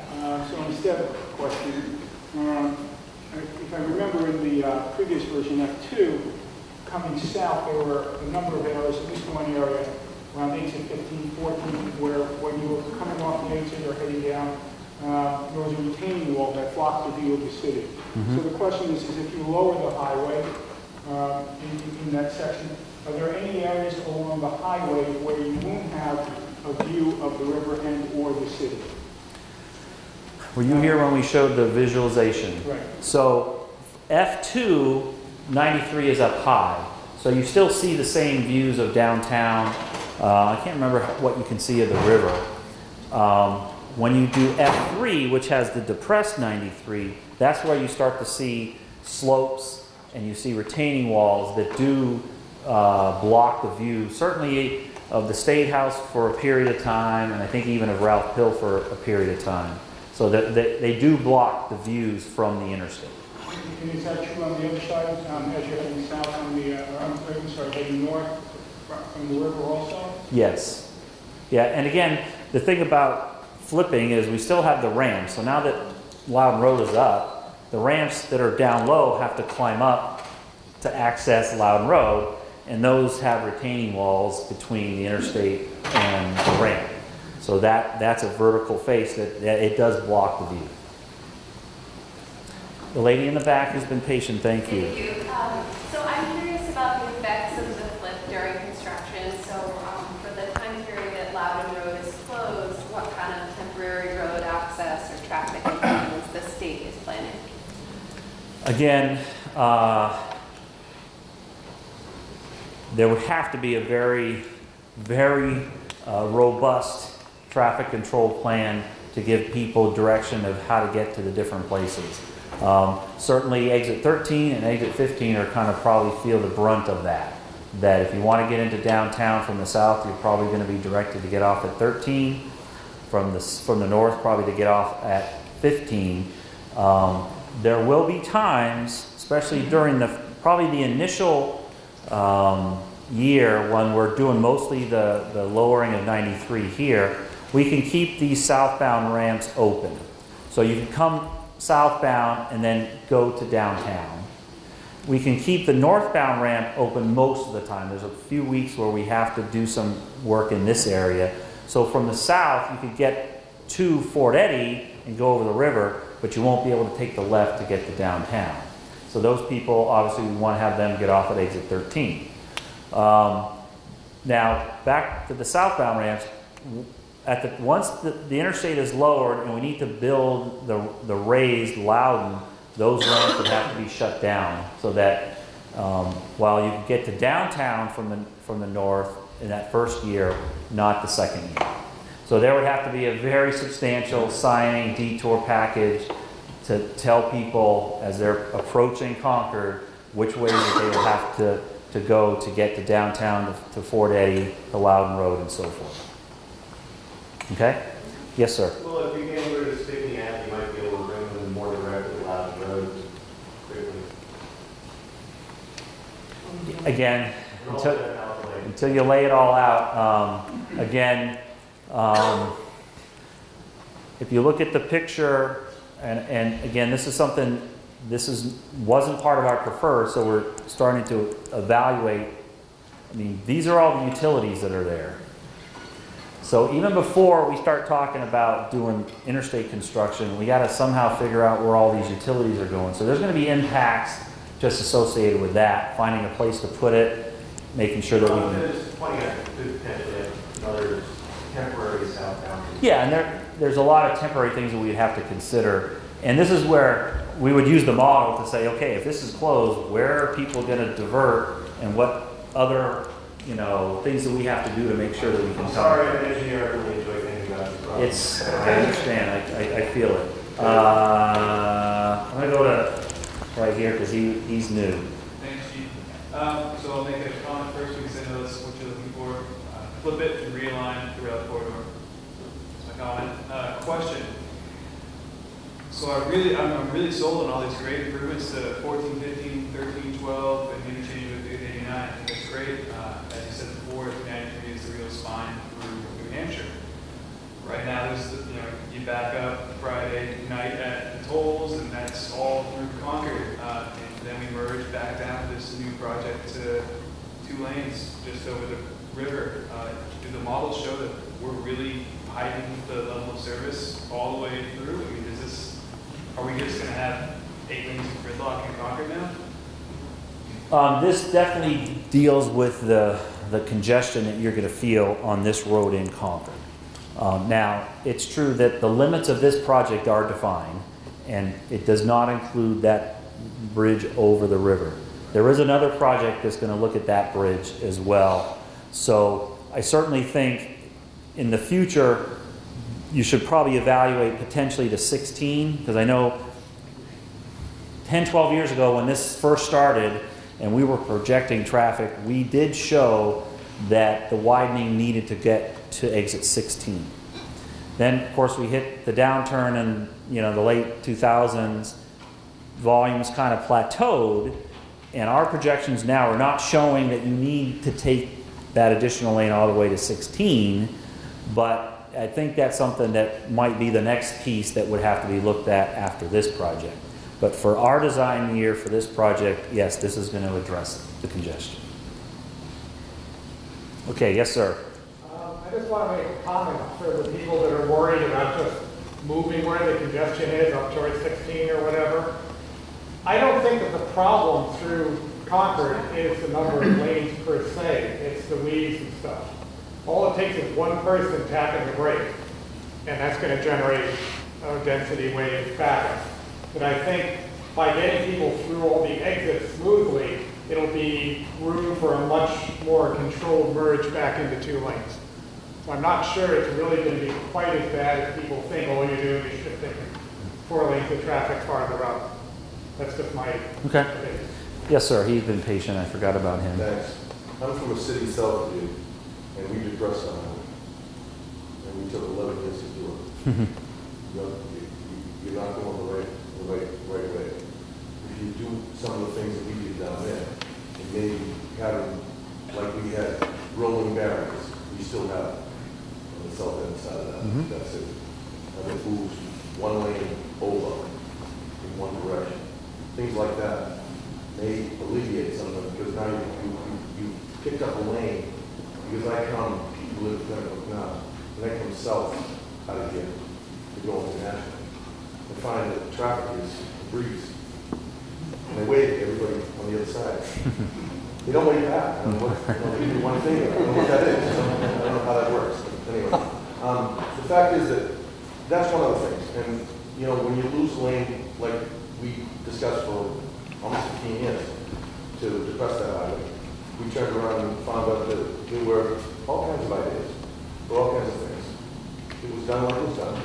The money was spent, and 30% more was spent, and then 50% more was spent, and then 125% more was spent. And I don't know that you guys have that on them. They have that money flowing in from Christmas. No. So short of that, I mean, the adaption that you have here is great, but it's almost like losing a limb when you say you're going to lose a northbound ramp. If you took that northbound ramp, you've got plenty of width at Idaho's in that bridge that comes up out of Bow and kind of floats over Concord, and then it lands back on the other side of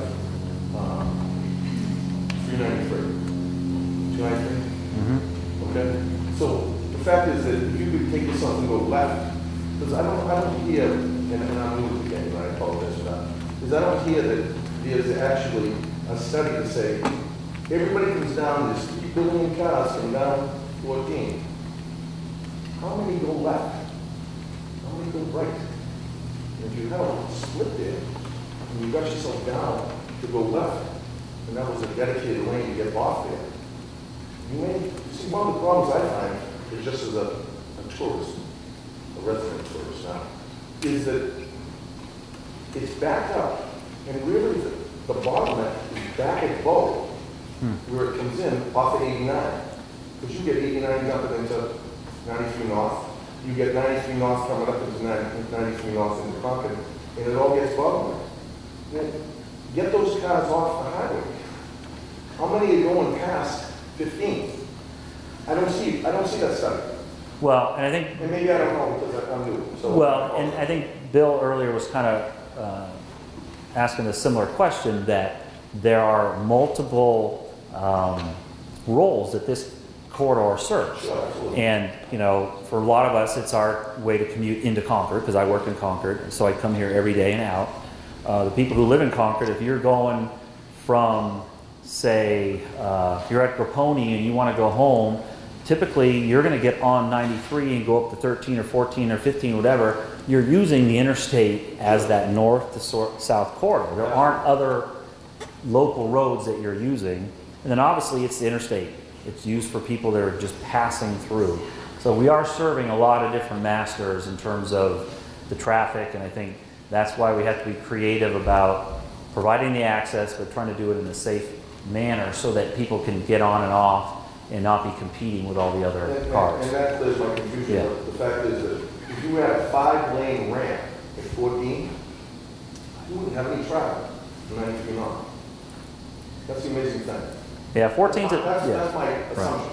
Right. You know, you got a parking lot, if you went into Market Basket and started parking cars there, and they had to wait for red lights so they can go on Loudon Road. Right. That would reduce that flow that's sitting out there, because they're blocking everybody trying to get out to the outside lane to get north of 15. Right. You know, that's what I experienced. Yeah, and it happens on 13 too. There's a huge backup on 13 for Right. people making the right turn. Yeah. So those are things we're trying to address with the project to try to make all of that work. But just my background is, the person on highway, no. Don't even do it. Okay. You know? The woman behind you, you had a question? Yeah, I noticed, you have a really nice wide multi-use path with a grass panel. Mm-hmm. Is there any consideration been given to sort of complete street elements in there? Plantings like trees or human scale lighting that would sort of bring down the sort of industrial corridor look that Loudon Road has now? I think that's all food for thought in final design. Certainly, I know the city has a complete streets policy. Landscaping is not something that the DOT is going to maintain. So in any project, the project can install it, but it'd be up to the city to maintain it. So it's kind of up to the city as to what they would like to see. But yeah, we're sort of early for that. So that would certainly be part of the final design process. See people leaving. Anybody else for the first time? First comment? Oh, Dick, how you doing? So I'm probably one of the few people in this room that's been involved in this project pretty longer than you do. Maybe so.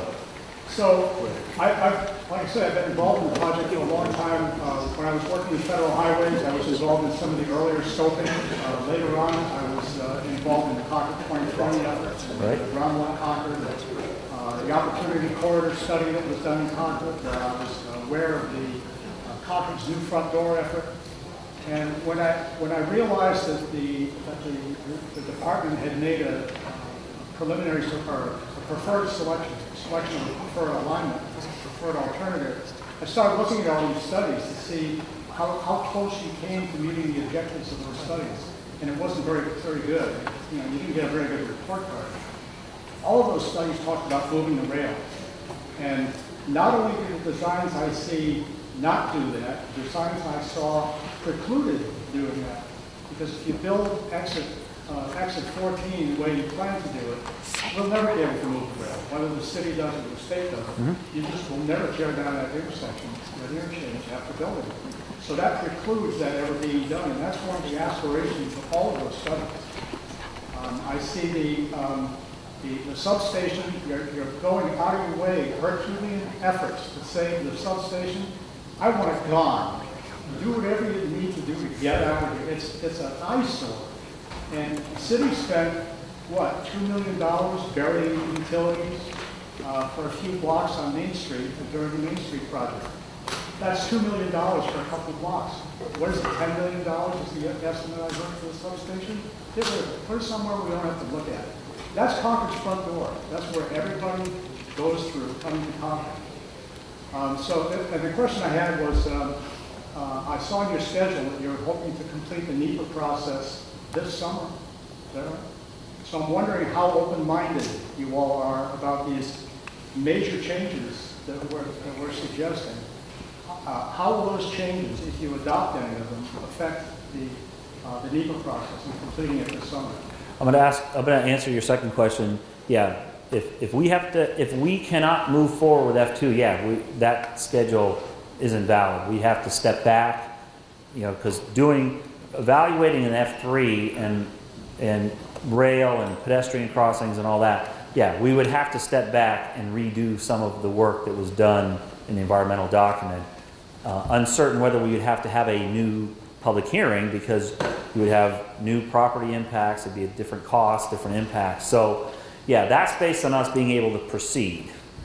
If the consensus is no, we want to reevaluate and come up with a different preferred alternative, yeah, that schedule is not going to happen. Now your question, the thing you said about the substation, excuse me. Yeah, we're carrying a $10 million cost to rebuild that substation somewhere in the vicinity that it is today.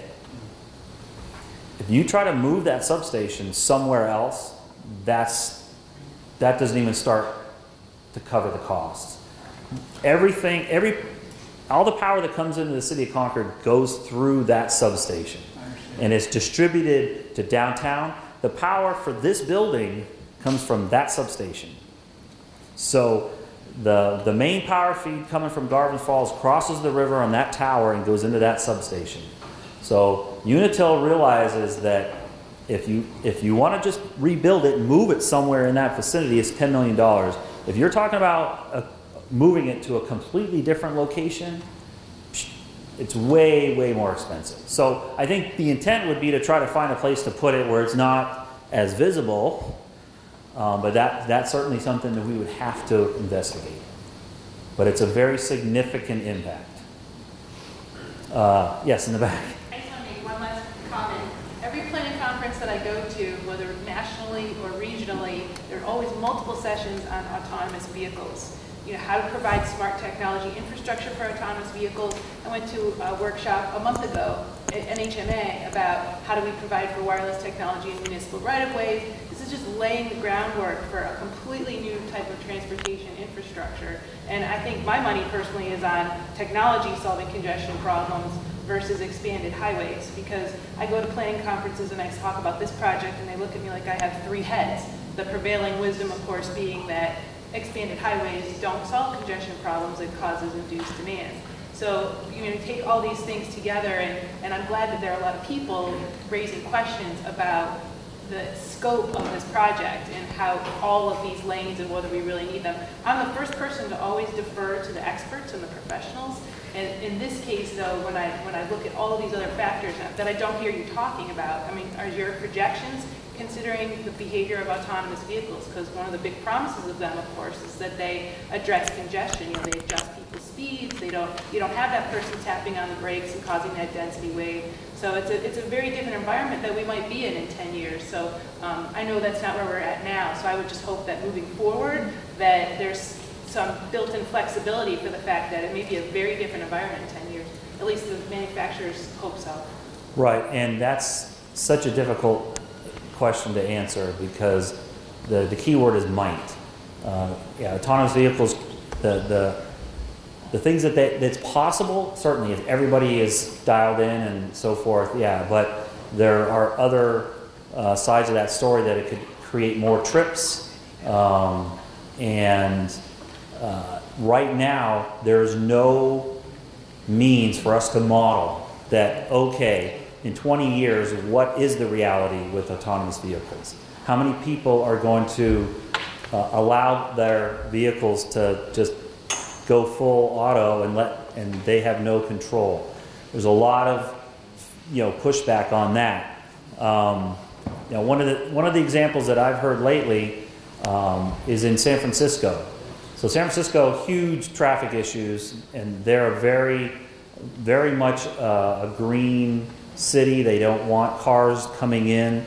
Very high transit use, and their streets are being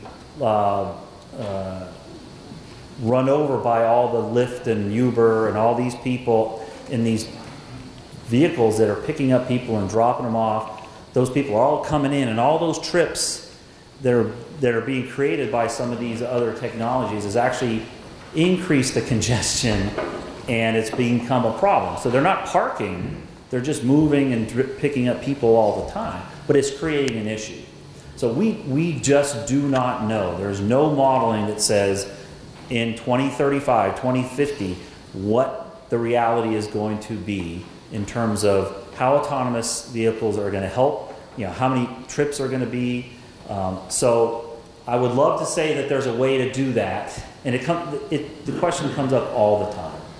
And I know that everyone has these aspirations for what it's going to do, but there's nothing that we can look to now that says this is how we're going to change our projections to account for that. There's nothing that's available now for us to do that.